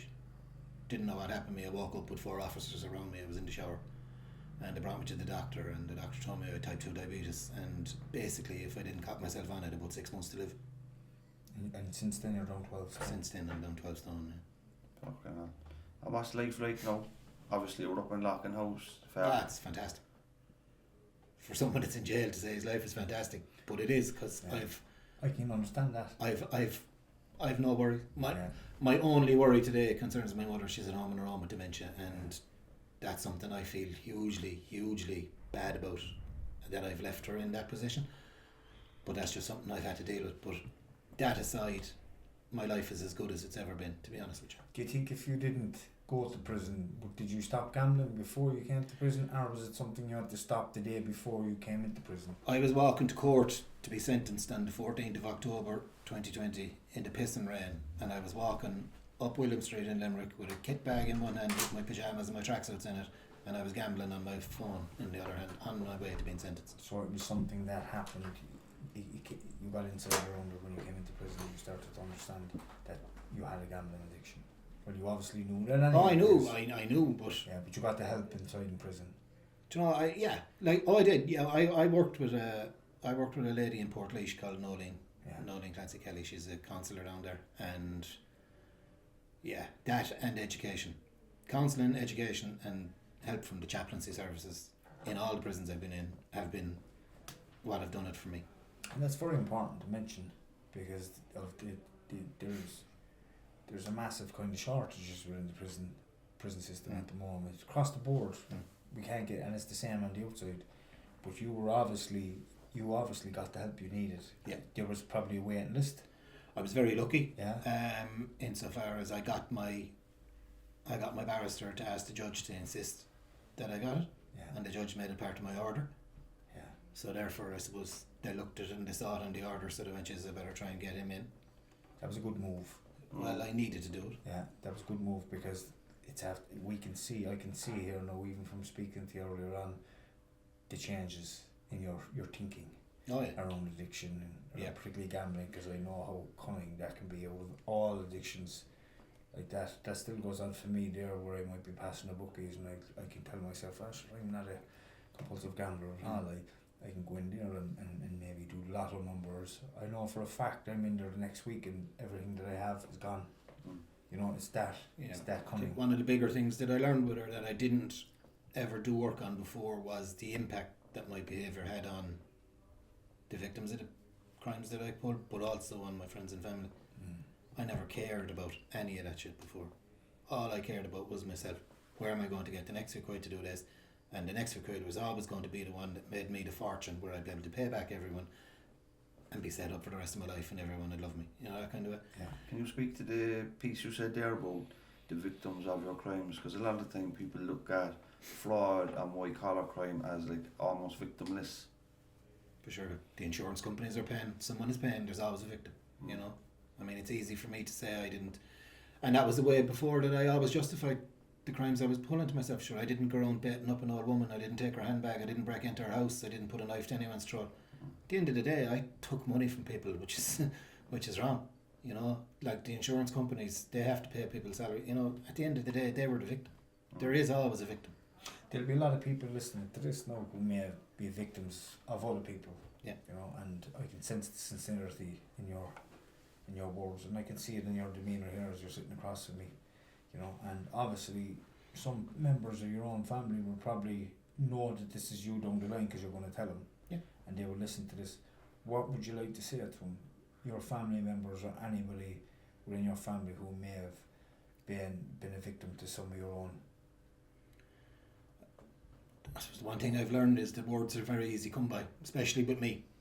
I'm educated, I'm smart, and I always had a habit of being able to say the right thing, you know. Yeah. To me, the only way I can really do this to people It's action. is for them to see me happy outside and to see me not doing this thing. Like, that's one thing that'll always stay with me is my mother and father, God rest them, they did everything they could for me to keep me out of jail. All those times they bailed me out, more times repaid, more people that came knocking on the door for money. All they ever wanted was for me not to be doing the things I was doing. Like, I have 2 periods in my life where I can remember my mother and father being most happy with me, and those were the long periods where I wasn't gambling, you know. Like, so that's really the only way I know that I can show people that I'm genuinely sorry for the things I've done. Are you nervous about getting out and maintaining your recovery when you get out, or are you confident? Confident. You're I setting know up a the lot supports. more. Yeah, and I've done a lot more work on myself. You were talking about personal development and things like that earlier. You know, I've done an awful lot of work on myself that I never did before. Yeah. You know, I did a lot of projects through education in school, mostly, and I've done a lot of work one-on-one with chaplains and with counsellors. And Brilliant. And society is looking out for more people like you, like Well, people who have experienced gambling addiction, and you've came through so much. Maybe the next route that you do go down is maybe down the route of helping people that are yeah, caught up in some form of addiction. Well, I- 'cause you understand it better. I've than done a anybody lot of else. stuff in here. Hopefully that'll stand to me when I get out. Like, there was there's a writing in prisons competition as part of the Listowel Writers Festival, which is a huge festival every year, and I've won the prize, the overall prize, for the last 2 years. But this year, because I'm in an open place like this and I'm given a temporary release program, I was invited down to Listowel a couple of weeks to receive the award on the awards night, and there was like a packed house. There were 600 people there, and I had to get up and speak about why I was there, and I was very kind of nervous about the whole thing, and but the genuine response that I got off of people afterwards was just incredible. Like, I mean, I was kind of hiding away and hoping people wouldn't come over to me afterwards and this, that and everything, and everybody that just came up, just, you know, like, I got a standing ovation on the night. You have good way with words, obviously, if you're creative writing. Yeah, but I enjoy it. Yeah, it's something I do. It's something I like doing. And it was a big part of what helped me get through prison. You know, And does it flow, or do you have to put thought into it? bit of both. Bit of both. Bit of both. I'm a natural bullshitter. Like, I'm a compulsive gambler that's able to rob people out of money with my gob. So, Should be a car salesman. well, there you go. Yeah. So, yeah. Just to bring it back a touch there, just for anybody that's listening, we were talking a little bit about gambling being the silent one. It's the addiction that you can't see. Yeah. But the devastation it causes when people find out what it has actually done, because we both probably know men who probably have remortgaged their homes behind their wives' back and gone into maybe 40 or 50 or 60,000 euros worth of debt. We both know the devastation of that, where relationships are completely destroyed, and people's lives are destroyed. You know, what would you actually say to any man that's listening, our woman listening to this right now, and they're going through that in their own heads. They're struggling, they're racking up drug debt or gambling debts, they're robbing from this person and that person. What kind of advice would be meaningful to them at this moment? I suppose personally speaking, if I was able to swallow my pride back in the day, I probably wouldn't have gotten myself into half the trouble I did. And if I had the balls to ask for the help I needed. But in my and I can only speak for myself, but pride was what stopped me from getting the help that I needed, and pride was what stopped me from getting better quicker than I have. And anybody that needs help, don't be afraid to ask for it. You know, there's Gamblers Anonymous, there's a confidential helpline there that's open 24/7. Most cities and towns have Gamblers Anonymous meetings every week. Tony's organisation, Extern, yeah. They're specialists there as well. Yeah, and Gambling Awareness Trust, Gamble Care, and things like that. There's a whole host of helpful opportunities out there. Yeah. But I do think also that more needs to be done at government level. But that's completely. There's another podcast in that. Yeah. Thanks for your time. No problem. Best of luck when you get out. Thanks, guys. Not a Thanks, bother. Thank you. God bless. The Two Norries podcast is proudly sponsored by Inline Eco, your trusted partner in asbestos removal and re-roofing services across Ireland. Your peace of mind and safety are our top priorities. For more information, visit inlineeco.ie. Hello everybody and welcome back to the Two Norries podcast. I'm your host James and I'm joined as always by my good friend Timmy Lamb. Hello. We're up in Loughan House and we have a new guest. We're after doing a good bit of recording up here today. Part of a special series. But we're going to keep you anonymous, protect your identity. But how are you feeling? Are you nervous? I'm a bit nervous, yeah. Yeah. Just relax into it. It's just a conversation amongst three men. And it's completely normal to feel nervous. And you know each other anyway, don't you? Yeah, we met him in the mental health week above. When we did a talk in the Midlands. Yeah. Actually, there was a lot of went to be pear-shaped at the end of that talk, didn't it? It was busy. It was packed. There was a big room of lads there. I think there was about there could have been 70 or 80 lads there, and you know, they were just really getting into what they want, and you could understand it too. Yeah. But you want to bring us back, I suppose, tell us a little bit about your life and how you ended up here. Well, I'm from Offaly, and I went to St. Francis Bay School in Offaly, and was big into sports. And my ma passed away in 2002, my dad passed away in 2015, and I have brothers and sisters, and then I went on to art school Cavan, did a bit in there. I won a Leinster medal for art school Cavan. I was big into sports, never did drugs at the time. Is that hurling? No, football. Gaelic football. Yeah. So I was into that, and basically then did a bit of work, went over to England, came back, cared for me dad, things like that. Then basically got in with the wrong kind of crowd at the time, and didn't take drugs till I was 40. Then I took cocaine and. And you said you were caring for your dad? Yeah. Your dad was unwell? Yeah, my dad passed away then, and kind of. That affected you bigly? Yeah, affected me. Even when my ma passed away, affected me as well. Yeah. Do you know, growing up, had you a big household at home?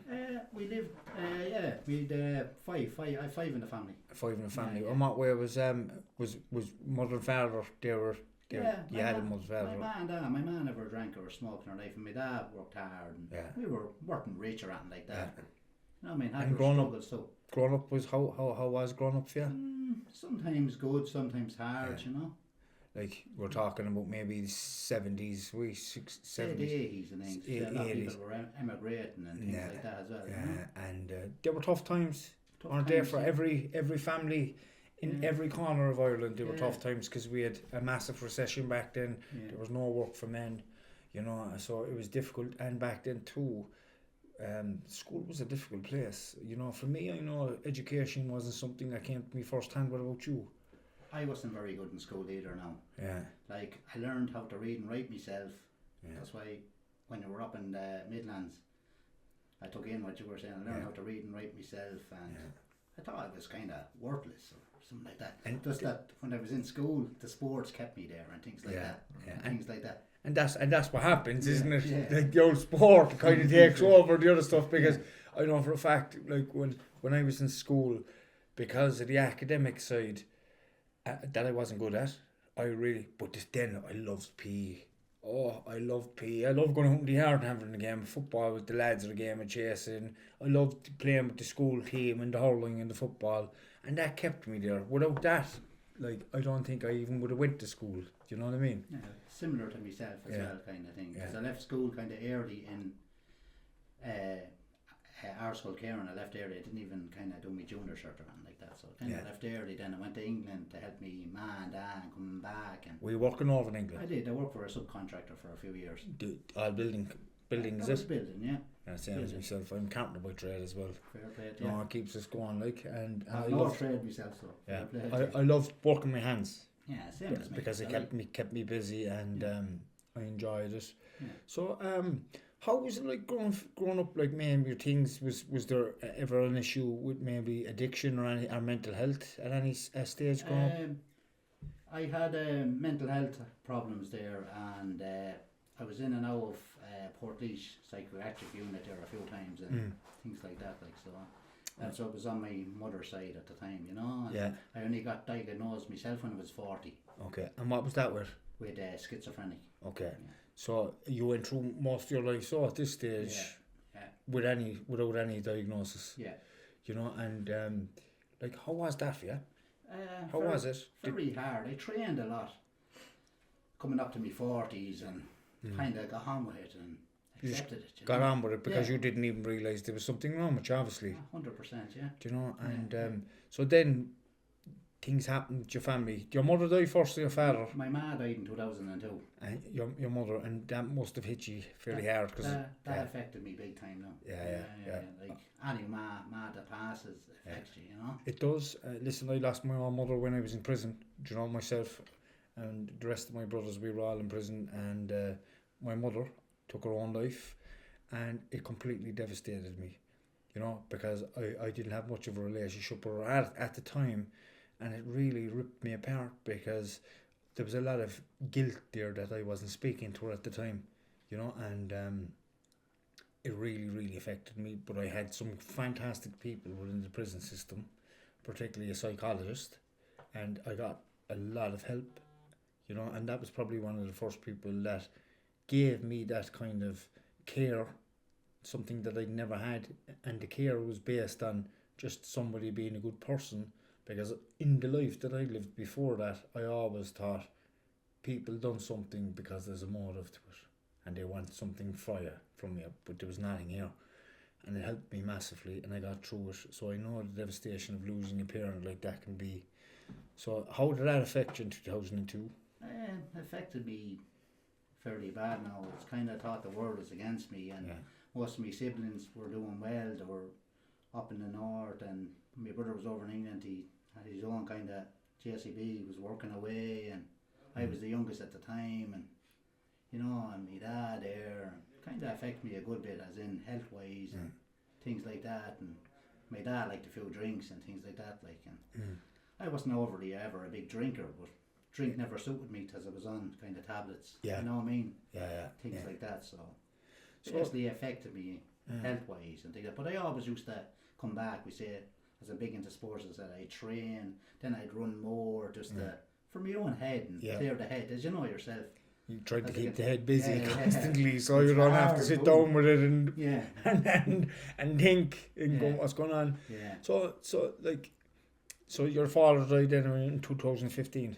My dad died in 2015, and then I got in with a certain crowd there, and my first experience with drugs then. Yeah, at the age of 40 then. 40, and was drink a big issue for you at this stage? I'd be kind of going out having a few pints, and I could give it up because I couldn't afford it and things like that. It wasn't overly a big issue, you know. How did drugs come into your life? Can you remember the situation and how it came about, and what the drug was? Yeah, the drug was cocaine, and So I went to a stag do and with a certain crowd there. We went to Spain and we landed in Alicante and started to do a few lines as everyone else was doing it, and kind of Loved it. liked it There at you the go. time, partying, Yeah. thinking it was great, and it was kind of, Can I ask you a question? yeah. Okay. What did cocaine do for you that you didn't have? Did it give you a sense of confidence, something that you never had before? Because I know when I had a line of cocaine, I felt like I was the biggest man in the room, even though I was probably the smallest in height and width. But I felt like I was absolutely invincible.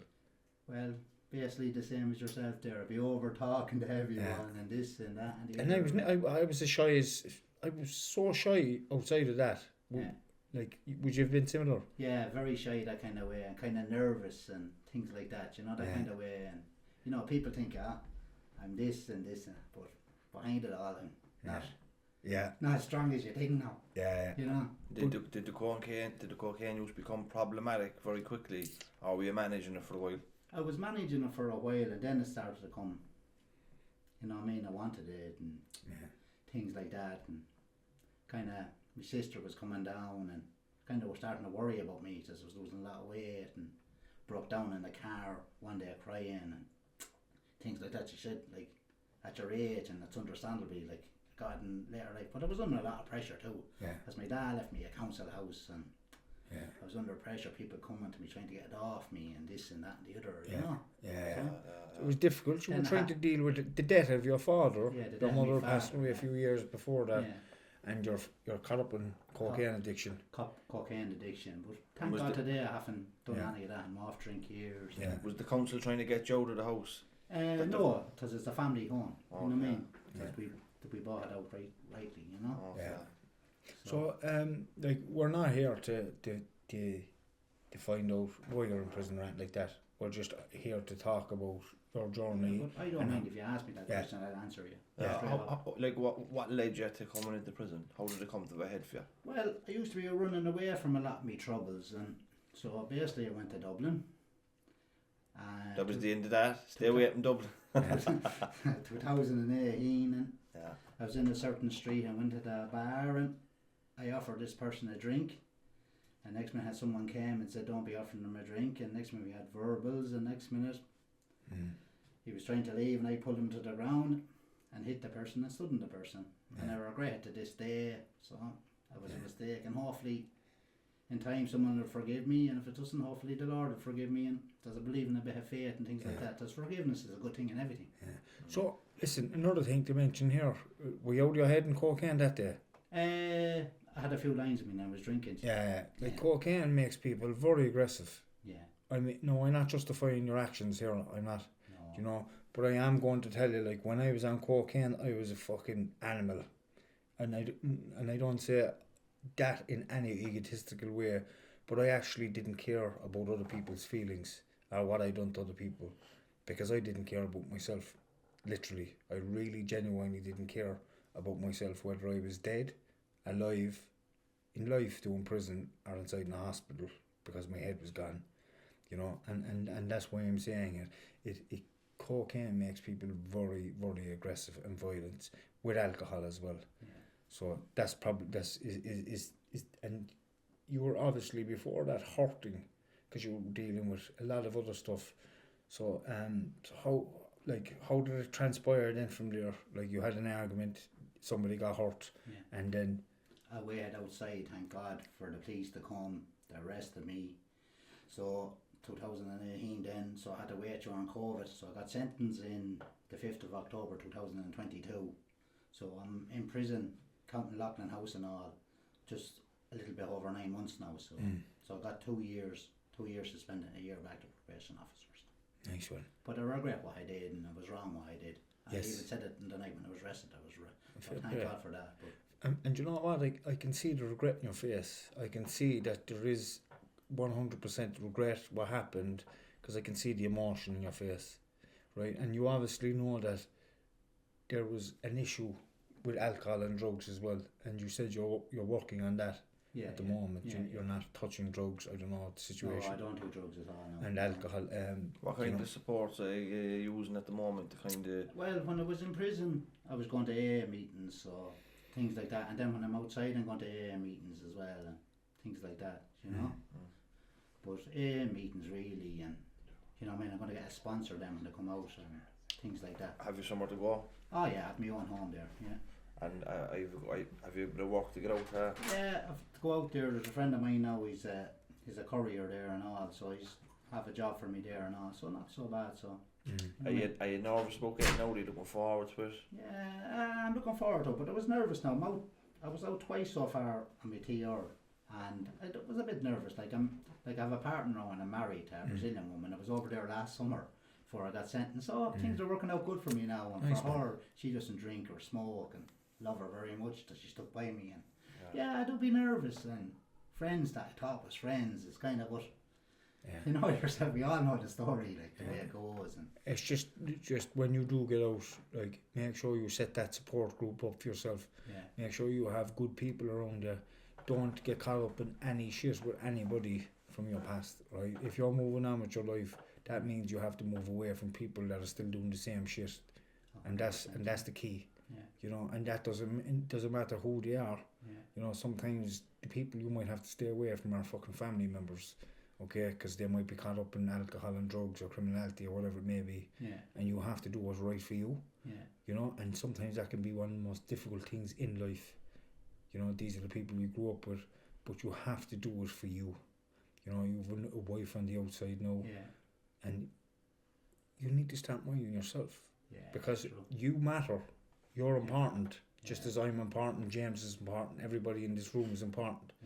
You know, we have to give ourselves a life, you know. So are you doing a bit of training up here? Yeah, I love training. I went back training. I like doing a bit of running, not as fast as I used to be, but I go to the gym now. I used to never be into weights or anything like that. I was real old school, press ups and running, and I used to love playing Gaelic football and soccer in my day and things like that. And you know, you're strong looking, like you look like you lift you do an old bench press, like. I can do it now. At the start I couldn't. I was yesterday I lifted 50 kg. I think I lift up to 75 kg, but I do it mostly, James, for health reasons. As I said, as I was in the psychiatric unit in Portlaoise, and they were very nice to me there, and I do it the way I don't train to you're looking good and this and that. I do it more so for the head, and that's it. Even if there's a young lad in here or even younger than me, and you know, and he says, well, geez, that man's out training or something, even if he does or if he doesn't, and if he does, and he says, well, that's a good thing, even because we all have our problems. Even if you could help one person in life. 100%. That's your life. Do you know what I mean? If you help one person. But listen to me.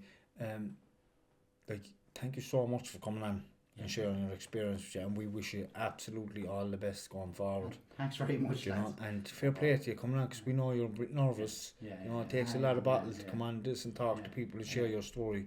Because you're sharing your story to help the next person coming up behind you. So a strong message. You know, mental health, addiction and grief, but you're overcoming that, and you know, there's a many years left in you, so wish you all the best when you get out. Thanks very much. Can I leave a message there? Do, of course. I just want to leave a message to any fellas that's grown up or anything like that. Turn your back to drugs and anything like that. Thank you.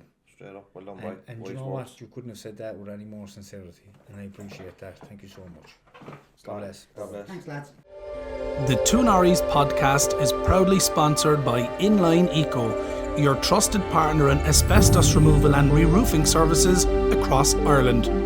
Your peace of mind and safety are our top priorities. For more information, visit inlineeco.ie. Hello everybody and welcome back to the Two Norries podcast. We're still here, haven't we, Timmy? We sure are, James. When we're with a prison psychologist, Gerard Hannon. Yeah, and how's the farm? Myself and James are doing a bit of supervision today, haven't we? I know, yeah. He was on the way home, he was 20 minutes on the way home, he got a call to come back, so I say he's carrying a small bit of resentment. Get it out here now, Gerard, get it out, we'll get it all out. I know, yeah, this is like a little therapy session. That's what it feels like. But come here, how does one become a prison psychologist? What's your background? So I did a doctorate in counselling psychology. And then I had some experience, and then I was trained in England, and then I came back to Ireland and got a job in the prison as a staff grade psychologist. Okay.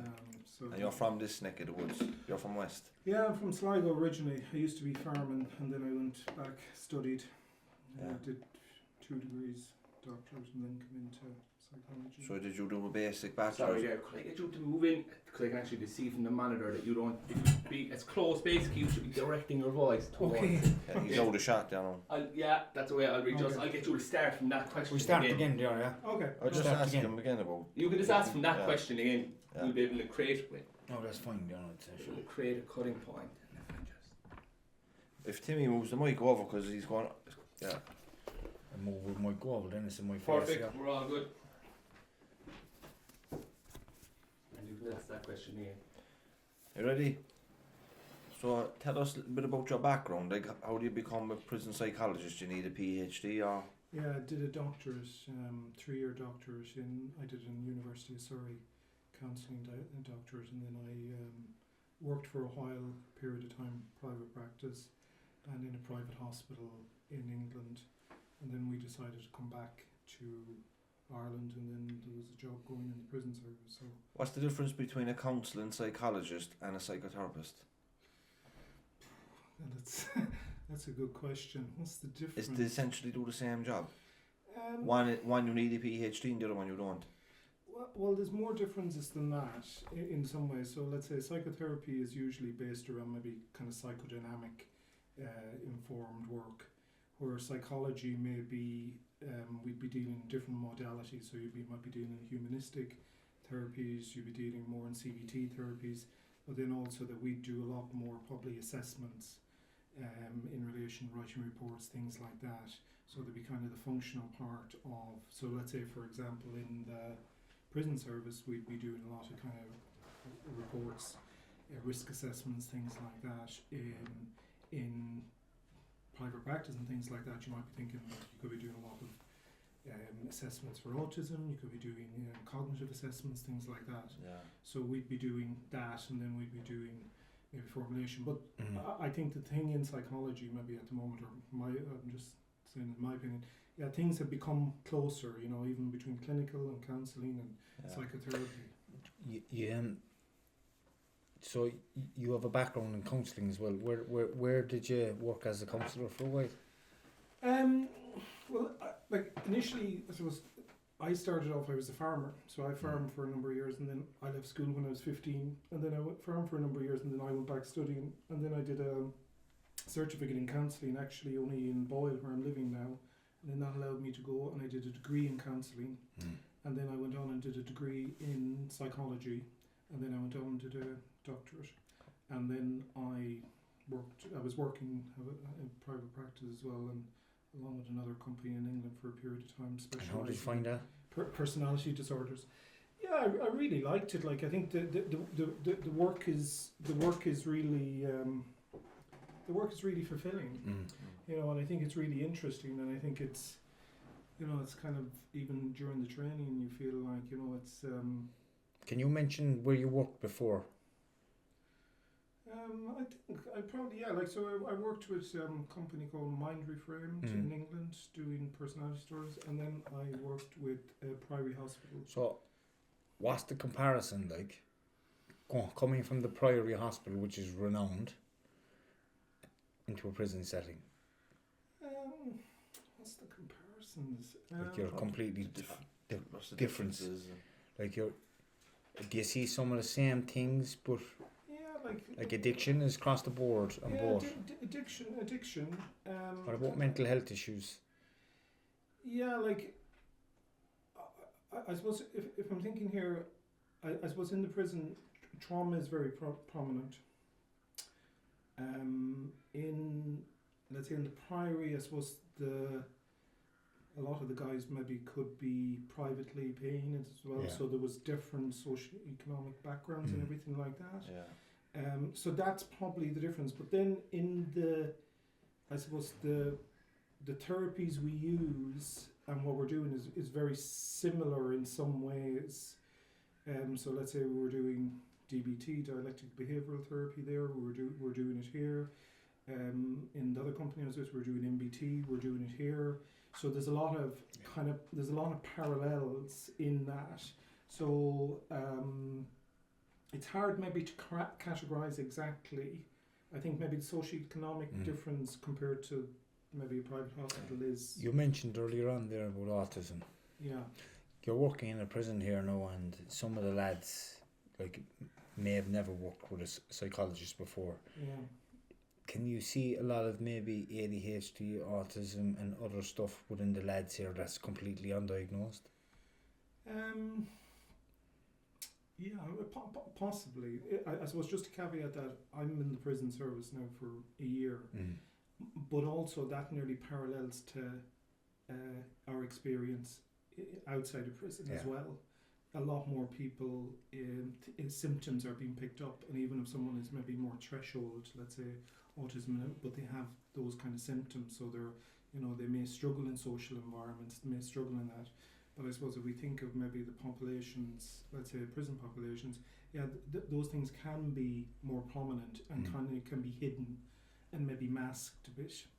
Is it difficult for a prison psychologist when you have a relationship with a client or a prisoner, and then they're going before the parole board or something like that, and you have to write a report?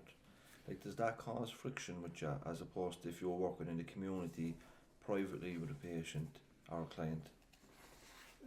Like, when you're in your work, say you have private practice in the community, and I give you €100 for your an hour, right? Whatever. So your dedication is to me solely. Yeah. But when you're working in the prison environment, there's your dedication to the prisoner, but there's also the risk assessment and the implications for release and the prison service and stuff like that.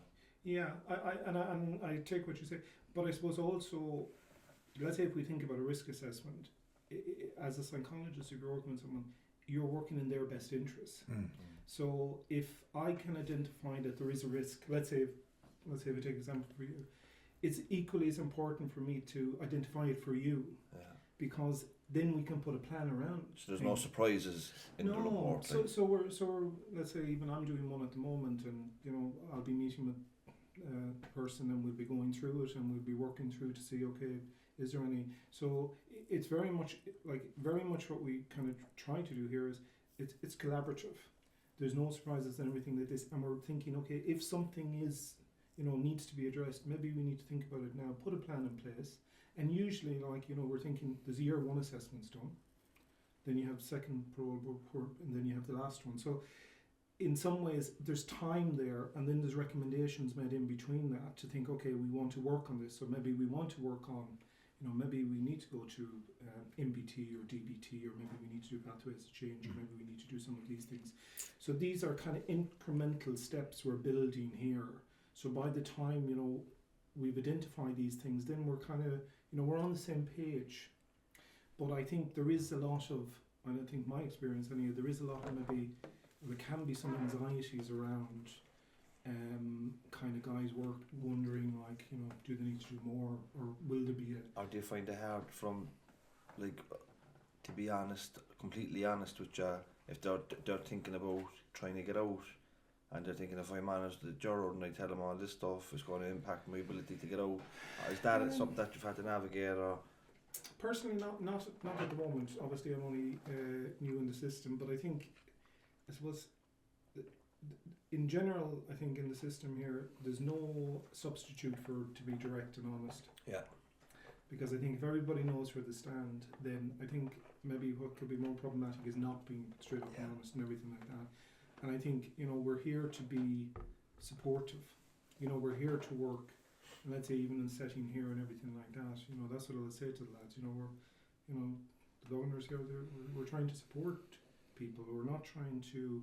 So even I'm part of that, and I suppose I'm part of the system in one way, and we're under the IPS, but then also we're part of the psychology. But no, I'd like to go back to the question you're answering. I don't feel there's a tension there. Yeah.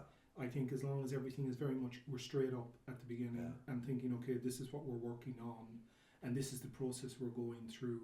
Yeah. Can you give us an overview of some of the therapies, like what is CBT and DBT and... Yeah, so let's say your cognitive behavioural therapy, which I suppose in lots of ways focuses a lot about changing how you think to change how you feel.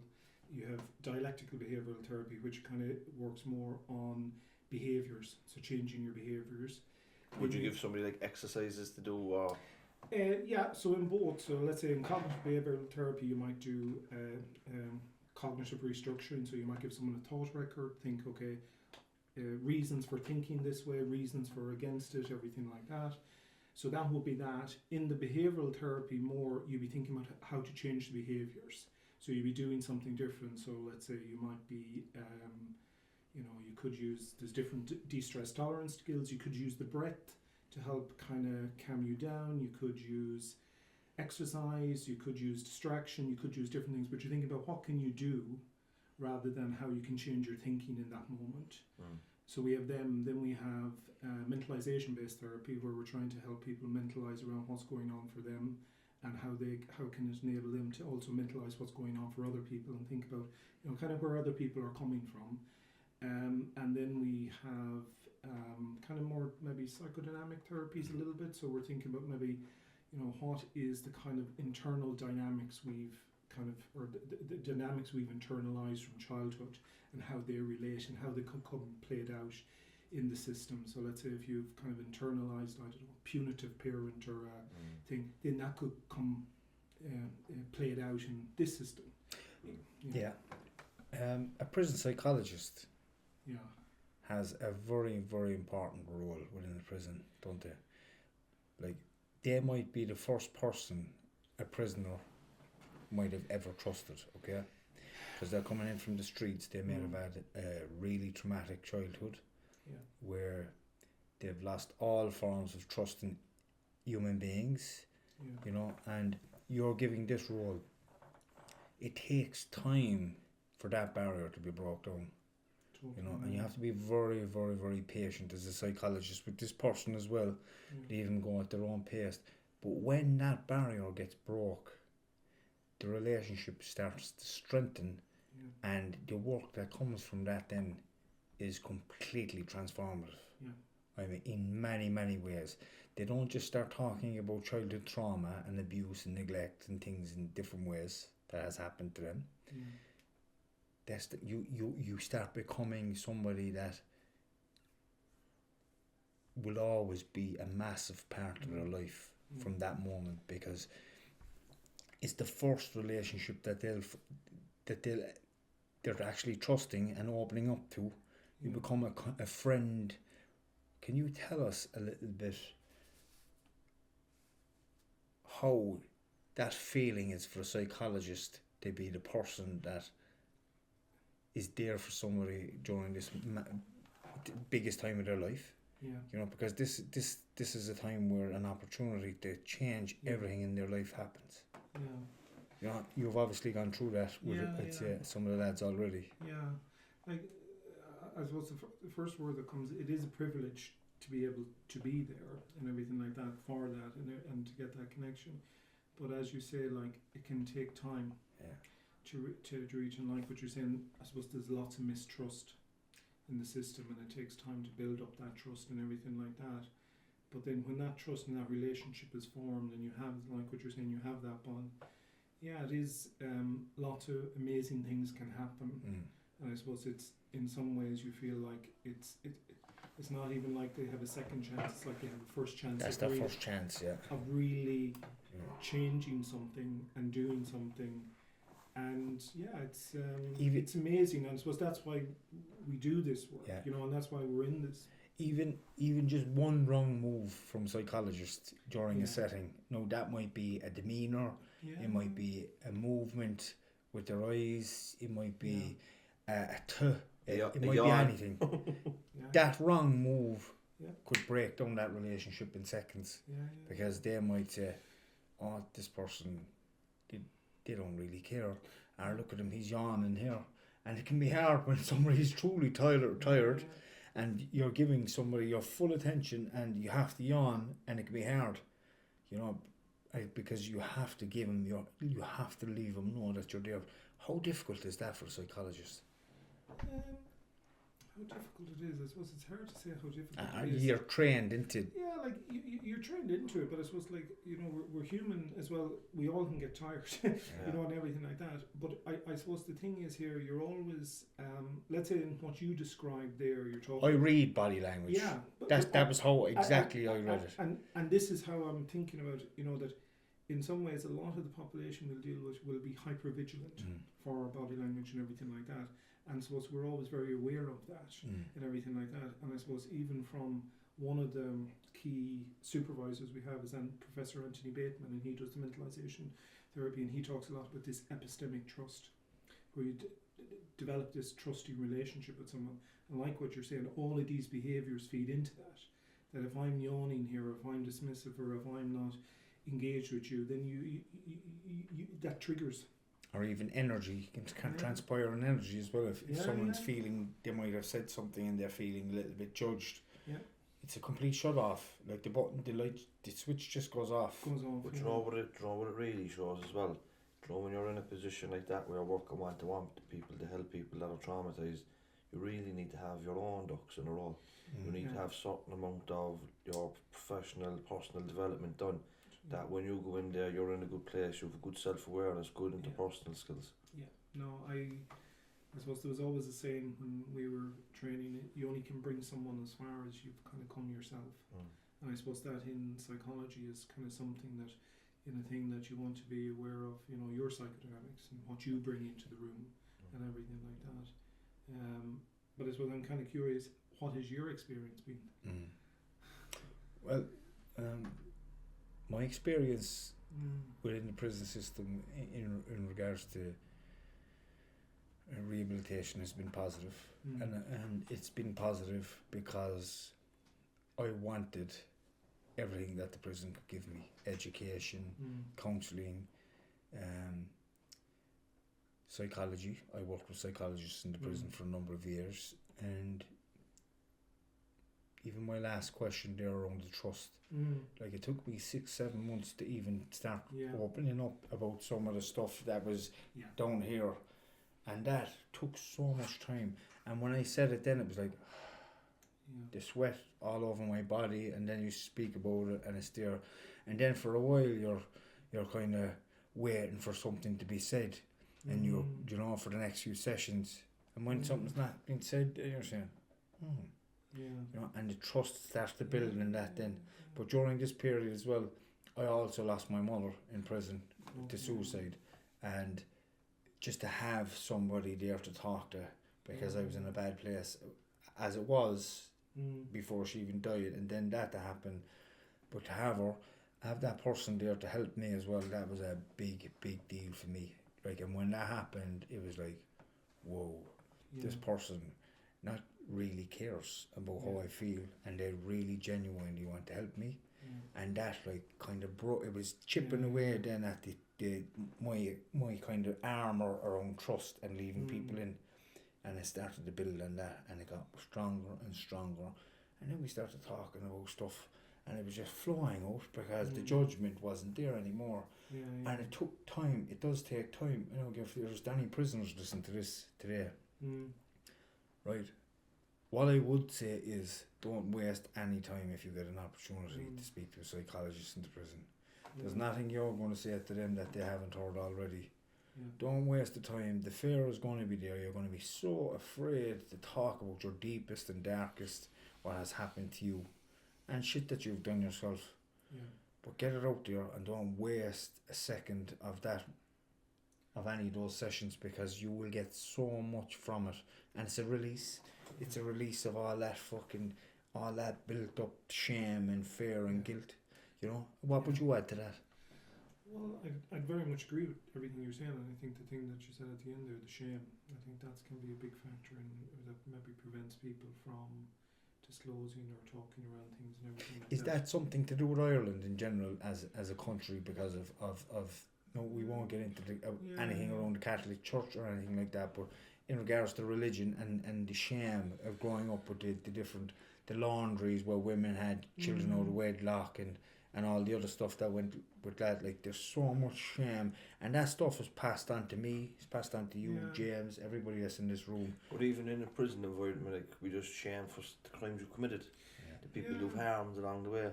I think it's, and I think especially for, you know, men, shame, I think it's a big thing. But I think, to answer you, I don't know, maybe culturally, maybe there may be something, but I suppose shame is very much a social emotion. You know, we want to be part of a group. We don't, there's fear we mightn't be part of a group. So I suppose that it is a very primitive emotion in some ways that way. Is shame deeply connected with fear in a way?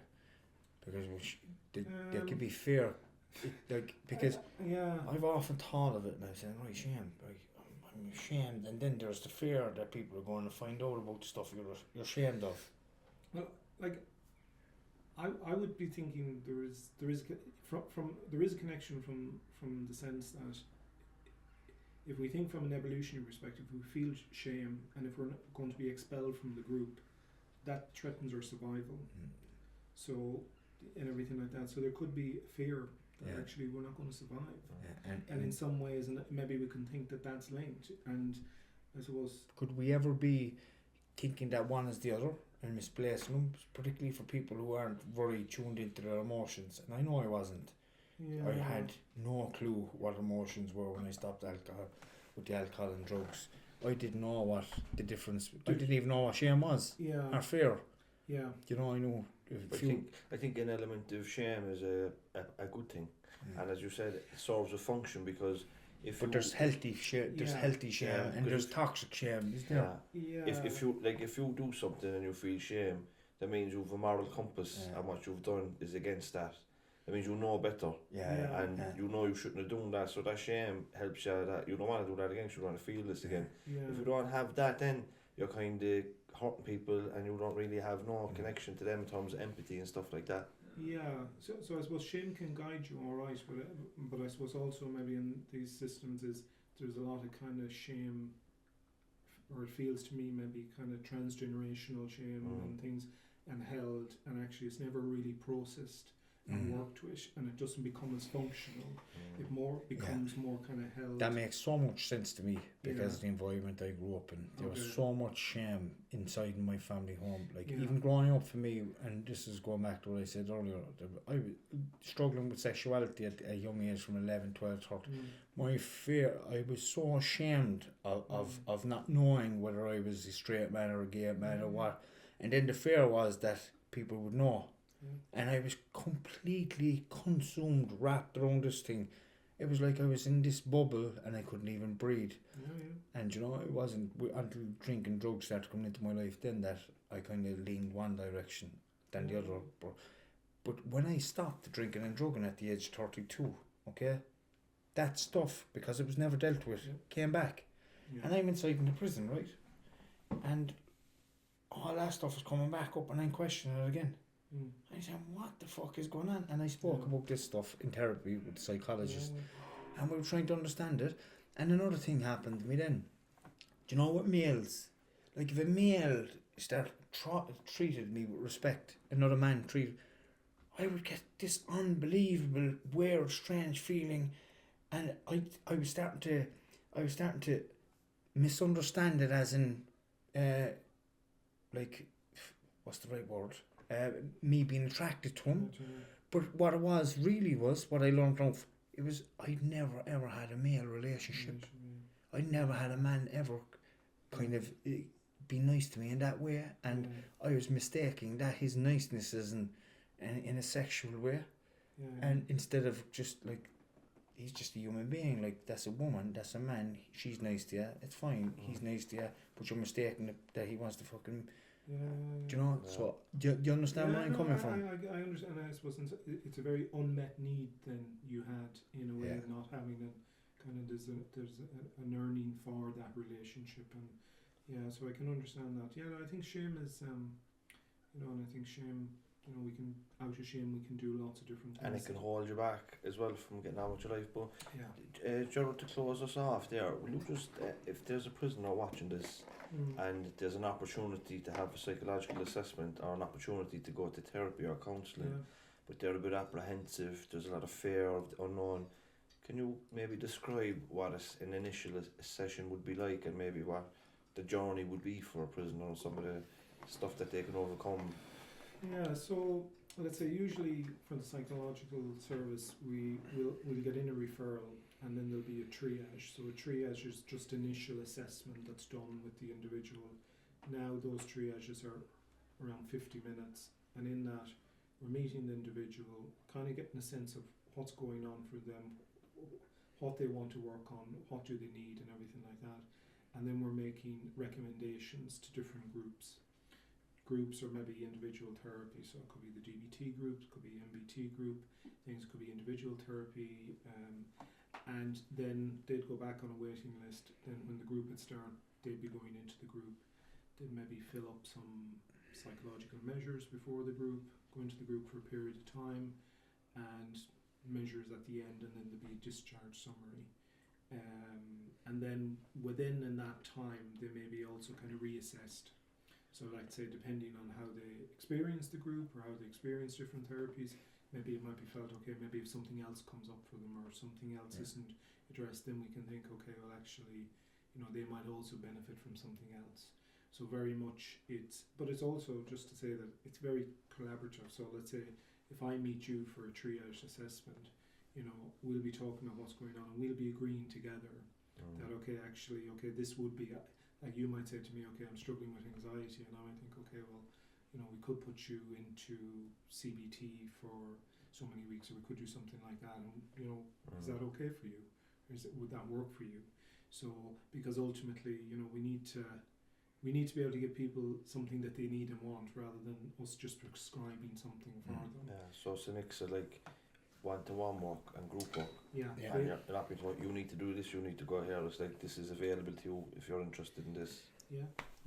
And then also now we're going to be doing more workshops as well in prison, so we'll be kind of doing day workshops or smaller workshops on anxiety, depression, coping strategies. And the pathways to change, myself and Timmy are involved in that as well. So we might see some of the prisoners over the next few months. And just before we finish up, I think this question is going to be important, because some of the lads in the prisons are going to be listening to this. Some of the prisons have massive staff shortages, and that's in psychology as well, okay? Yeah. And the lads think the prison's not doing enough, okay? But it's not. The prison is trying to get as many psychologists, and we know that. And I'd say that with my hand on my heart. Yeah. And straight up, what would you say to him in relation to just being a bit patient? What kind of advice would you give to him, the genuine lads that really want to get their lives back on track and they're waiting to see a psychologist? What kind of advice would you give to them? What would I give to them? I suppose to have the faith that psychology is, like what you're saying, we are trying to recruit psychologists, fill positions, we are trying to have new initiatives so we can meet the demand and everything like that. But I suppose in some ways, people could get angry, maybe that they're not getting seen or something like that, but it's to be able to think, maybe what is the one thing they could do at the moment that could be helpful for them? What is the one thing that they've learned all over their time, or what is the one thing they've learned from somebody else that actually, when they get into psychology, that actually, they can really make use of it. Yeah. So let's say, what I think, if they can do a bit of mindfulness, like we talked about earlier on, or something like that, or, getting a job, or keep doing something, having a good routine, everything like that. Exercise and nutrition and stuff like that as well. Yeah, like, unfortunately, waiting lists, not just in the prison, they're part of the whole. I've worked in systems in England, everything, there's waiting lists are part, and that's unfortunate and everything like that. But it's just thinking here, it's like, I suppose it's in some ways making a commitment to think there's something here I want to work on, and then thinking maybe what can I do myself as well. There's things we all can do, and sometimes I think maybe what can happen is all is we think, okay, I won't do anything until I get there. Yeah. But it's thinking, what can we do even before we get there? Yeah. What are the things, if we just pick one thing in the day and try to focus on it. When I was working in drug and alcohol services, we used to, in the community, where people would be looking to go to residential treatment, but like that now they could be waiting a few months.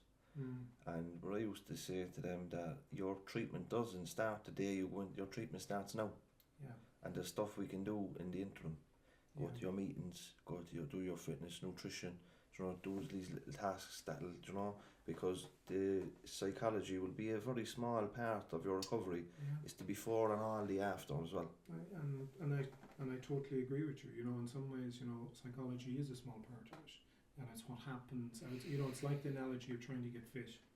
And everything. You can leave it till think in 6 months I'll start running or I'll do this. But if you start walking today, and you do a bit more and everything like that, by the time you get there, you can really, there is things to be done, but it's still difficult to be waiting, to be there and maybe not knowing what's happening and to be frustrated and everything If you like that. start just doing little things and you'll build momentum over time. Yeah, and just don't give up. Just don't give up and you'll want to see somebody. Don't give up on it, and just keep pushing for it, and push for it in the right way, in a respectful way. Ask for it. Ask whoever on the landing, the ACO, the class officer, or up in the school is a great place as well. They connect with some of the teachers that are up there And doing they can personal development. Send a letter even into psychology or something like that, if they want to know where they are or something like that. Just don't give up on yourself. Yeah. Just have hope. Hold hope. Yeah. Thanks for your time, Gerard. Brilliant. It's been a pleasure. Thanks for coming likewise. back. We know you were nearly home. Tell your wife we said Harry. Sorry. God bless. Bye. The Two Norries podcast is proudly sponsored by Inline Eco, your trusted partner in asbestos removal and re-roofing services across Ireland. Your peace of mind and safety are our top priorities. For more information, visit inlineeco.ie. Hello everybody, welcome back to the Two Norries podcast. And we have my good friend Timmy Long. Hi everyone. And we're up in Loughan House. I'm our special guest. We won't name you. We keep you anonymous. There's no harm. No. So people can't be googling you and making judgments on you. And they just kind of you're going to give your story, and it'll maybe give people an insight as to who makes up the prison population. Yeah. But you want to tell us a bit about your background and what led you to come to prison? Well, my background was fairly basic growing up, I suppose. I was always big into music and drumming. What kind of music? Rock I was in music? a pipe band actually from the age of about 5 or 6. We were 2-time world champion pipe bands down in New Ross, 2-time world champion drummers, me and my brother, Go out there. We won it in 2012 and 2013. Did you ever see a traditional Scottish pipe band? With snare drums and bass and tenor and pipes, and we used to go down to Cork every year actually. It used to be a concert or a competition in Cavan. What's the name of that?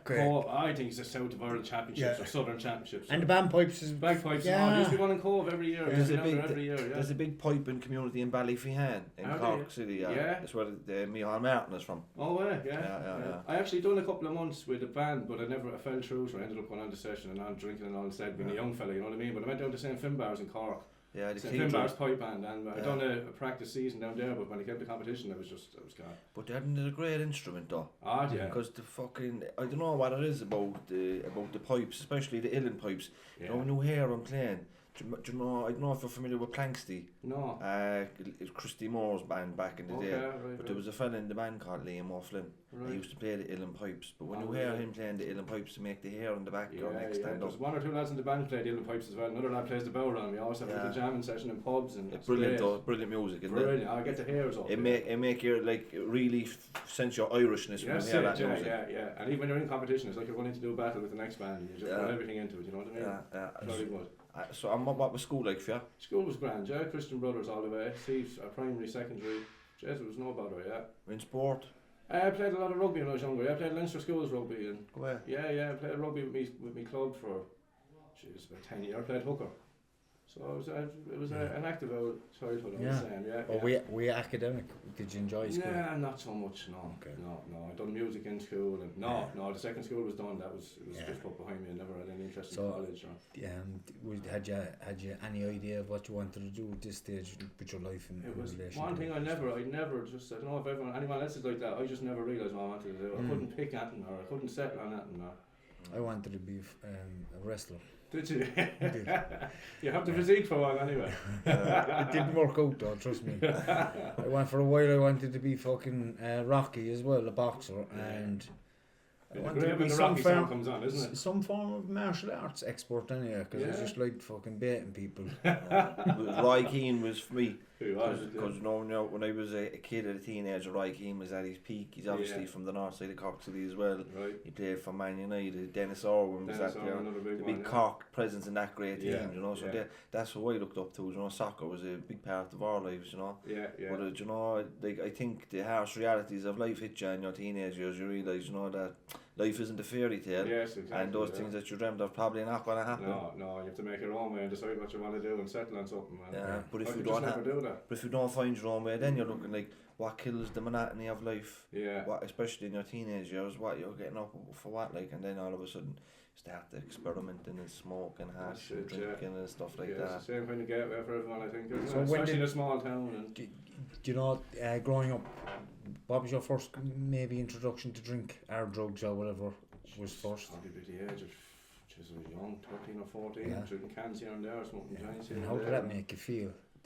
How did it make you feel? Like, At the time, all you wanted to do was do it, you know what I mean? Because everyone else around you was doing it, and it was an old cliche, you know, but it's a small town, you end up doing it, and you either have to have your head settled at a young age, or you go down that path. I think a lot of people, I think some people really have to go down that path anyway to find out what find they out are. whether it's for them or not. You know, because I know for myself, the drinking drugs gave me a bit of confidence and self-esteem, and it allowed me to be able to talk to girls, things that I didn't have before. So the minute I had a drink, it was like, whoa, I have to keep doing this. But then there was the blackouts, the fight, and all these different things.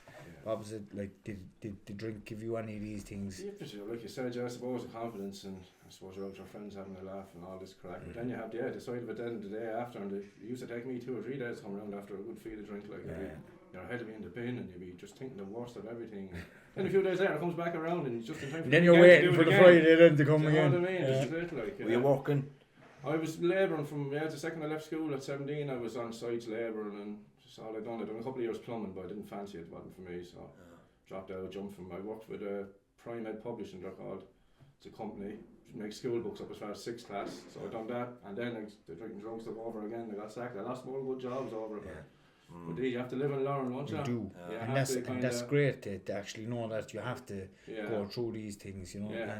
So like, what age are you? I am 36, 37 now, the 2nd of August. 36. Is this your first time in prison? First time in prison, yeah. First offence, like, talk to us a little bit about your 20s. Like, did things go a little bit mad around drinking drugs? Around the mid-20s, things started going downhill a bit. I had a good job, good pay, and it was just all I was doing was spending it all on the weekends on drinking drugs and coke. What kind of drugs was it? Mainly coke. Coke, yeah.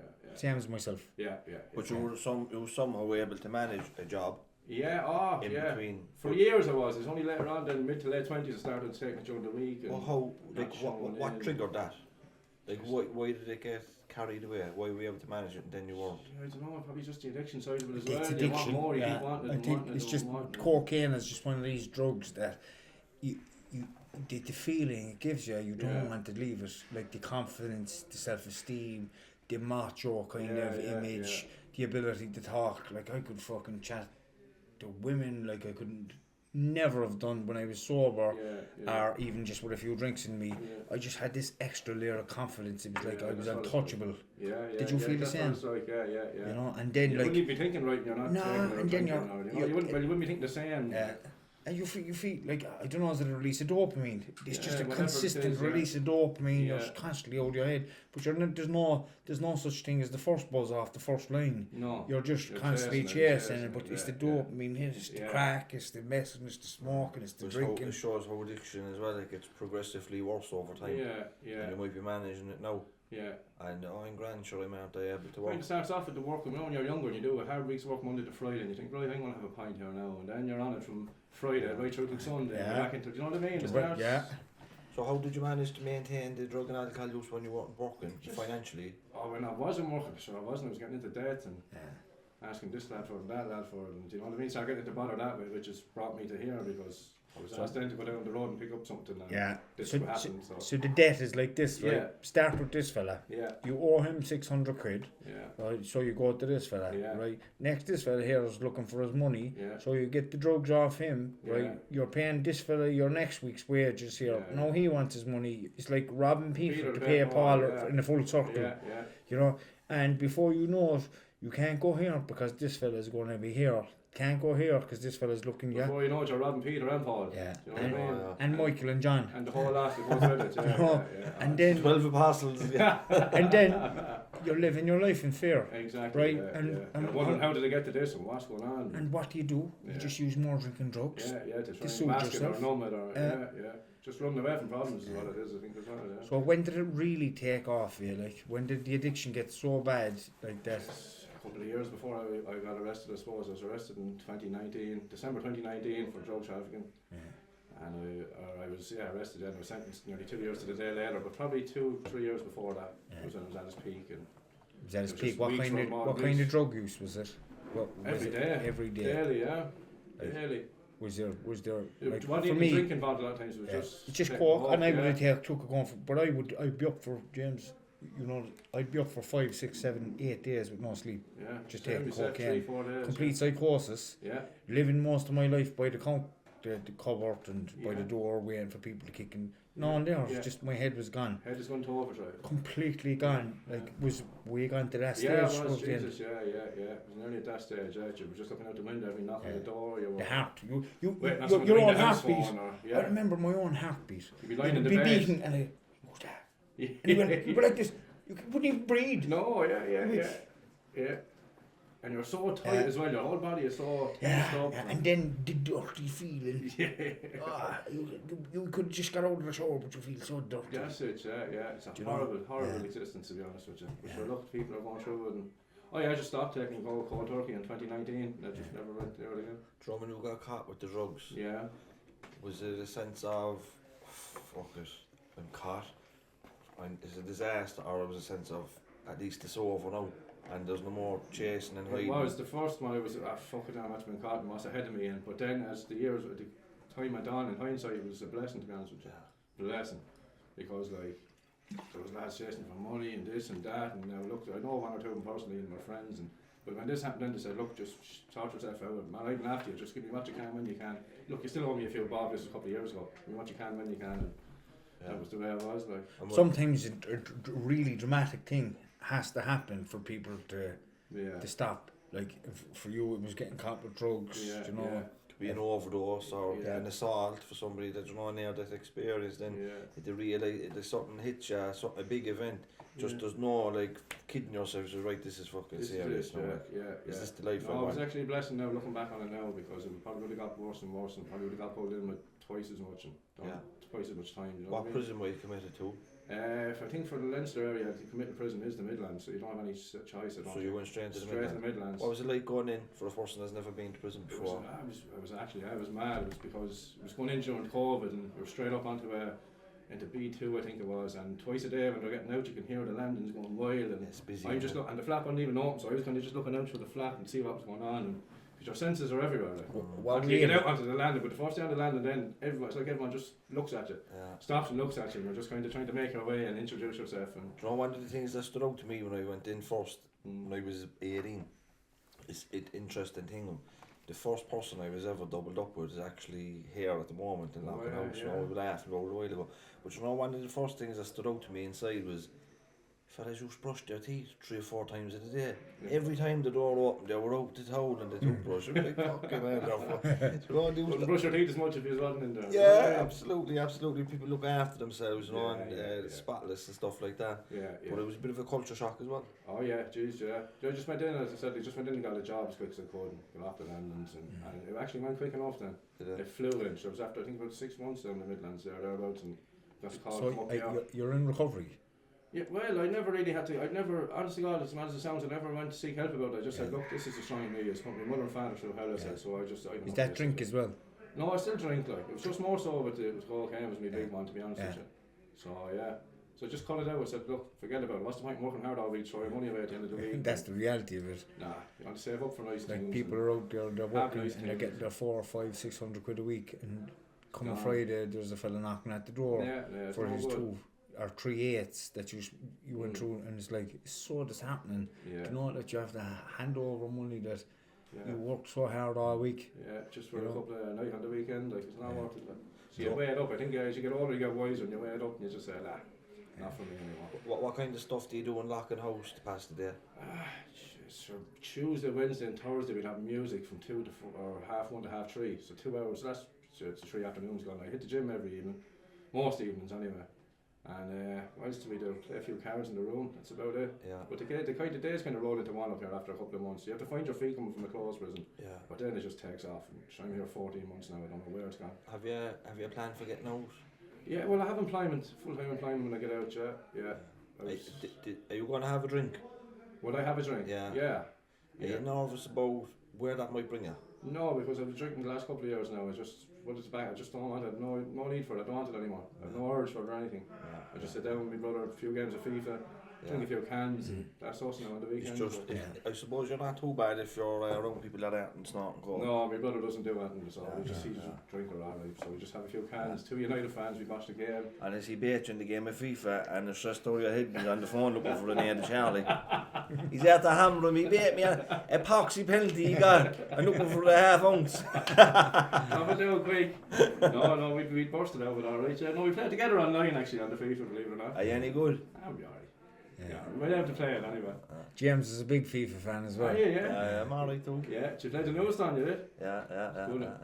Brother picked up a PS5 there as well, so we're playing it on that. It's very good, yeah. No, it is. It's very good. It's good to pass the time. It is, yeah. But the only thing with that, you know, some people can get addicted to that stuff as well. Yeah, they don't want to come out of the room. Yeah, and then their life is passing them by. They're up in the room smoking joints, playing FIFA, when there's fellas their own age having kids, getting married, buying houses and working, you know. Yeah. And like being up in your room smoking joints and playing FIFA is grand when you're about 19. That's what I went through that phase as well for about 5 years. It's not so fun when you're 39. No, the lads around you there, they get having children and Yeah. settling down. Can you tell somebody that's listening to this now, right, that's in the middle of addiction, right, and they're either holding on to something in their house for somebody else because they owe a big drug debt, or they're being asked to hold on to something inside their house? What would you tell them? Like, what would you tell them based on the initial, the guards calling to your house, searching your gaff, knowing where the drugs is? What would you say to them? What was the devastation it caused for you and your family? Yeah, well, that was it as well. The day I got caught, sure, I was brought down to the station, and when I was in the station, my house was getting torn apart up there, you know what I mean? It's your mother and father's house? My mother started, a few minutes after the guard had left, my mother started bawling because she thought the first thing they were going to say to her was, your son is dead. Now, guards never came to the door before. Yeah. And my father always told me 2 things going up. He said, if I tell you putting your hand on a woman, or if you bring the guards to the door, he said, I'll break her back. And that's one thing he always said to me. But sure, one of them was done now, but sure, I'll never do the other one. I was always brought up never to raise a hand to a woman or anything like that. But yeah, they tore this house apart, and obviously, because they had to do a raid, they had to do a search, like, so you can't do that easy. You know, they have to take things and move things and break things. But you break things, but sure, look, it's part and parcel of it. But I just say to him, it's not worth it, and try get out of it if you can. Get away from it as quick as you can. And you can't take it back. But you just make it's- sure it don't happen again. It's easy to say that, don't it? It's easy to it say is, that, but you're in, because the person that's in that whatever context, they're living in situation you're fear. Yes, You know, you could like, owe a big debt, or you might be able to get it, or... It's a really difficult place for somebody to be in. There's a very good movie about this sort of a thing called Michael Inside. Did you ever see that? And No. Michael Inside is actually it's filmed good, in yeah. Cork, I watched it, the old Cork prison. Right, They used it as the movie set. Right. It's about this Dublin young fella, quiet fella. He's from a rough estate. He's not involved in anything. And one day he's just walking through his estate, and the car pulls up behind him. Take that home. He's really no choice. He had a big airbag, brought it home.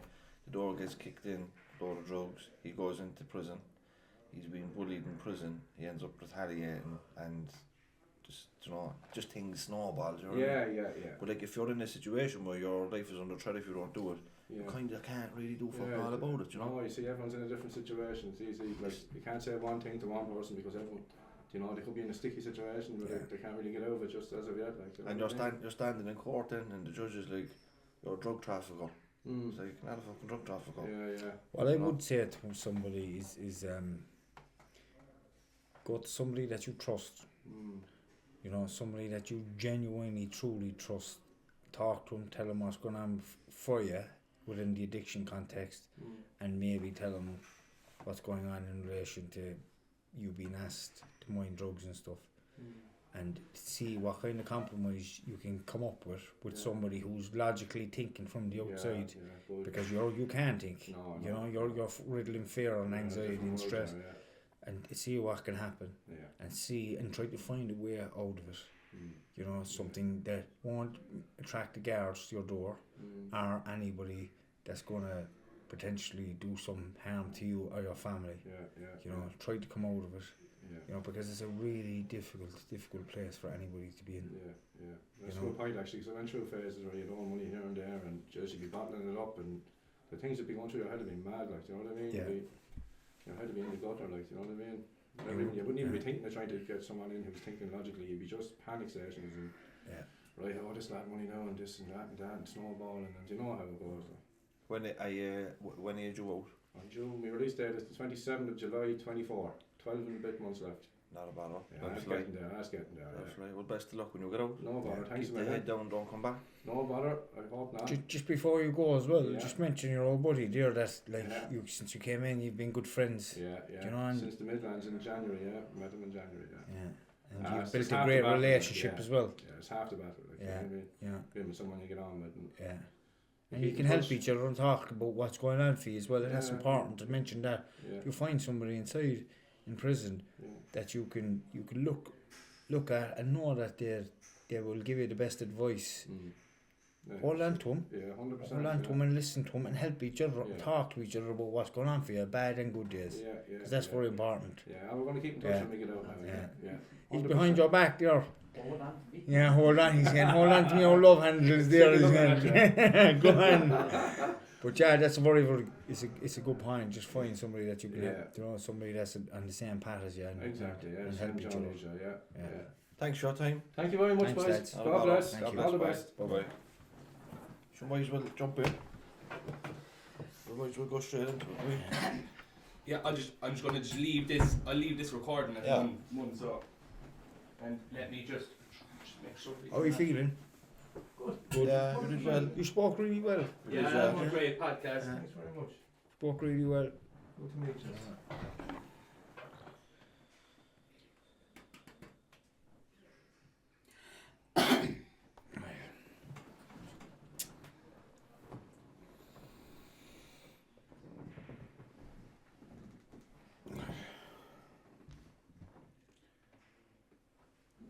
That's the last interview of the day. You're going to get on to read simple questions now. Bitch. All the hard questions are gone now. We actually saved the tough ones for him. Oh, did you? How are you? No, again, listen, just talking about what you feel comfortable talking about. Don't be. Do you know what I mean? Yeah, no bother. No idea.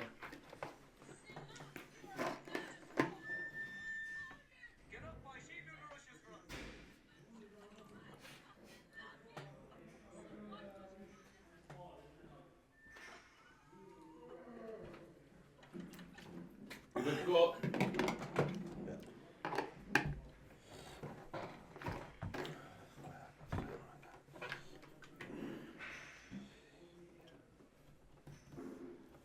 Second last interview of the day. It's the last interview. And two for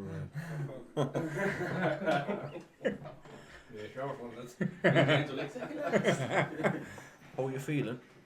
grand. Yeah, good. So just as you're speaking, if you can direct your voice towards the microphone, that's perfect, and we're all good. If you take a call, can I just open this? Yeah. Walk away. No. Perfect. Okay, we're all good. No, we're up into the bathroom. Is there that little fob so I can just get in the door besides knocking in case it makes noise? That these mics pick up everything. Yeah. So any kind of mess, any kind of stuff with cameras or bags. We can just slap noise and move along anyway and get rid of that stuff. We wait for Sean to come back, will we? We waiting for Sean to come back? I'm trying on, will we? Alright. Hello everybody, and we're on to our next guest in Loughan House, our final guest of our stay here. And we saved the best for last, didn't we? Oh. We seen you up in the music workshop earlier on, you were doing a bit of singing. Yeah, doing a bit of singing up there Tuesday, Wednesday and Thursday afternoons. Great energy up there, isn't there? Yeah, I love it. Yeah. I love it now. Where are you from? I'm from Kildare. What was it like growing up here? How did you end up in a place like this? My grown up life was absolutely fantastic. Couldn't have had a better one. I didn't drink till I didn't have my first pint till I was 30. Well, that. Yeah, I didn't drink at all. Smoked cigarettes all right, but I was in the pub business and things weren't going the way they were meant to be. And you were in the pub business and you never had a drink. I had my own lease on the pub. I would my own lease for 10 years in the pub. But I'd have a drink at the end of the night. A pint of Guinness, that'd be it. I wouldn't be a big drinker. Drink doesn't appeal to me really. But the pub started to go downhill with the economy as well. So started to mind packages for a lad. That's what got me into it. Drugs. Minding drugs. Financial. I knew what was minding. Yeah, but it was fine. You were under financial stress at the time. With the business, yeah, I'm not into drugs like that. I used to smoke a bit of marijuana, but I gave that up because I was eating the house out of it at home at 2 or 3 o'clock in the morning. Like, you know, talking about putting on a fry with rashers and sausages and bread, half-size pan of bread and everything. And that's the worst time So to that eat, was, like. For me to smoke weed would have been better, I would say, not better, but to smoke it during the day, but to smoke it at night, no. Yeah. So talk to us about, like, to be a legitimate businessman and to get into financial difficulty with your business. Talk to us about what that was like and the stress that was maybe in your life and in your in yourself at the time. It was hard enough. Things were going pear-shaped. I was trying to make ends meet with the business. You get some weeks bad, some weeks good, and then COVID and everything was coming in and just everything turned pear-shaped enemy, you know. Yeah. And how did the opportunity for did people see it in stress and try to exploit you, or did you go seeking out? No, this was a lad who used to come into the pub with me and to me. He was one of the customers. Yeah. And he's just talking to him one day. He says, "Look, there's an extra few bob there." He says, "If you want to mind a few packages here and there," so that's what I started doing. Fuck it. Do you know what? Now our visit here has shown me in Loughan and a couple of the guests we've had on. Most of the time when we speak to people that have been in prison, they're from accounts of the states, traumatic backgrounds, addiction in the home, poverty. Yeah. But the few people that we've had on here haven't been like that. No, I didn't come from poverty or anything like that. No, people come from good homes, people that haven't taken drugs till they're 40, that haven't drank till they're 30, people that were educated, but they ran into difficulties later in life, you know, and it shows that it can happen to anybody, really. Yeah, I was working from since I was 14. Yeah. And like people might look at prisoners with judgment, but they're going but for the grace of God. You never know what's coming down the line, and you never know what difficulty you could get into in your personal life, and what you might have to do to look after your family.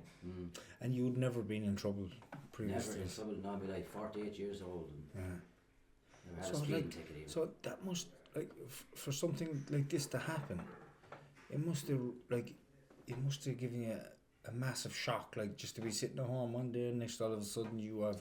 I remember the day I was arrested outside the pub. I was going off for the weekend with the girlfriend at the time and was picked up outside, brought to the guard station then. But it was, I thought it was fun. I actually slept that night in the guard station. No bother. Slept through, and even when I came to the Midlands, slept through 2 or 3 days there, no problem. It was like a weight was lifted off my shoulder. I'm done with this and gone. That's it. I don't have to mind these anymore. Yeah. You know. Were you not able to tell that person that you weren't minding them anymore? Did you feel that is the money? I didn't want it. The money was for minding the packages. I was getting money for it. And that was helping you just to be able to cope with your business and stuff. What was it like when you come into the Midlands? I spent about 5 days up on isolation. So like during COVID? It was just after COVID. I came in January, but it was you're in a room there was a TV there, but there was no cable for it, you had no phone, you had nothing. So it was about 20 past, I think it was about 9 o'clock, 9:30 when I went into that cell. Were you remanded straight after the... No. Were you brought straight in after the guard station? When you were arrested? I was brought to the guard station, when I was arrested, but I was released the next evening at 7 o'clock. Oh, right. You didn't go straight in and remand? No. Oh, okay. What was it like in that time between getting arrested and getting sentenced? What was it like at home? Like family-wise? Yeah. It was alright. I was staying with my mother at the time, so How did they take it? Well, my mum, when I walked in the next day, the night, she just "Jeez, Martin, what did you get yourself into?" And you know, my mother was one of the best, like, do you know what I mean? So she didn't blame me or anything like that. All she said was like, "What did you get yourself into?" And I said, "Look, I'll talk to you tomorrow." I said, "I'm going into bed now. It's just wrecked, totally wrecked, you know." So I explained to her the next morning, you know. But she was okay. My brother would have been a bit upset with me more so than anything. But he's had to come around now since, like, you know. Have you got built your relationship back up with him? Yeah, I have, yeah. What's it like for you in Loughan House? Grand. I like it here. You know, the view of the lake when you wake up in the morning. Nice one. Nice one. You know, you have to get on with it. Do you know what I mean? It's. I look at this place as a reset. When I get out, it's a whole new. Did you spend much time in the main prison? 14 weeks is all I was there. 14 weeks. Yeah, so I was lucky in one way. Yeah. I wasn't trapped down for too long. Well, like this is where my mind is. I'm gathering like the guards, the judge, everybody that was involved in the case obviously knew that you were never a career criminal. You got yourself messed up. You made a fucking mistake. You fucked up basically, you know, and they knew, like, listen, this lad's going to remain prison here. We'll keep him here for a while and we send him on to Loughan House because he's not a bad human being. Yeah, is it common to get an open prison after 14 weeks? It is, and I've often when I was in Shelton Abbey, I did come across a lot of lads had similar situations to you. First crime ever, you know, they went into the main jail for 2, 3, 4 months. They were probably doing 2 or 3 years, and they'd spend probably 18 months then inside in Shelton Abbey, and they go home, they get their half. They get half off in the scheme or something, you know. So there is no one, you know, because like people mess up. Like I fucked up on a daily basis, and so did he. Do you know, that was the life we knew. We knew nothing else, you know. But you come from a different life where you were a taxpayer. Yeah. You know, your business got under stress. Working since I was 14. You know, and you're paying taxes all these years, and you genuinely you made a bad choice. Do you know, if you had your time back, would you do something differently? No, I do the exact same thing. You did what you had to do. Yeah, I wouldn't be. It worked out better for me, I think, getting caught and where I am today. Because it stopped you. It stopped me. Did you lose the pub? The lease on the pub was going anyway because of COVID-19, so I didn't renew the actual lease. A lot of pubs closing. Yeah. You know, close in March. Does that charge, no, and that on your record, does that stop you from ever getting involved in that kind of business again? Probably would, for to get my own license again, but it wouldn't stop me, like, prohibit me from working in a pub, like, you know. Yeah. Have you something to get out to? I have, yeah. I've choice of 2 jobs out there and I get nice one, boy. Have you a family, kids, or anything like that? I'm divorced, 2 kids. Yeah. Have you relationships with them? My son has started coming around a bit better. My daughter, I have to work on that one for a while. Is that a legacy of this offence? No, it's from the separation. Yeah. That must have been tough as well for you, like going through something like that as well. Yeah, but divorce was going on. I didn't go for, it was about 8 years separated, but it wasn't legally separated. But she divorced me 2 weeks before my actual court case. You know, so that was a bit hard as well. Like, it was. Lot going on. Yeah, that one. Then my mother passed away then, 3 years this September. So. Sorry to hear that. No, so that was hard, but that was already, like, I was already in the process of going to courts and all that kind of thing. So my mother didn't, like, I wasn't in prison. It would have probably killed her, like, if I came to prison when she was still at home, you know. Yeah.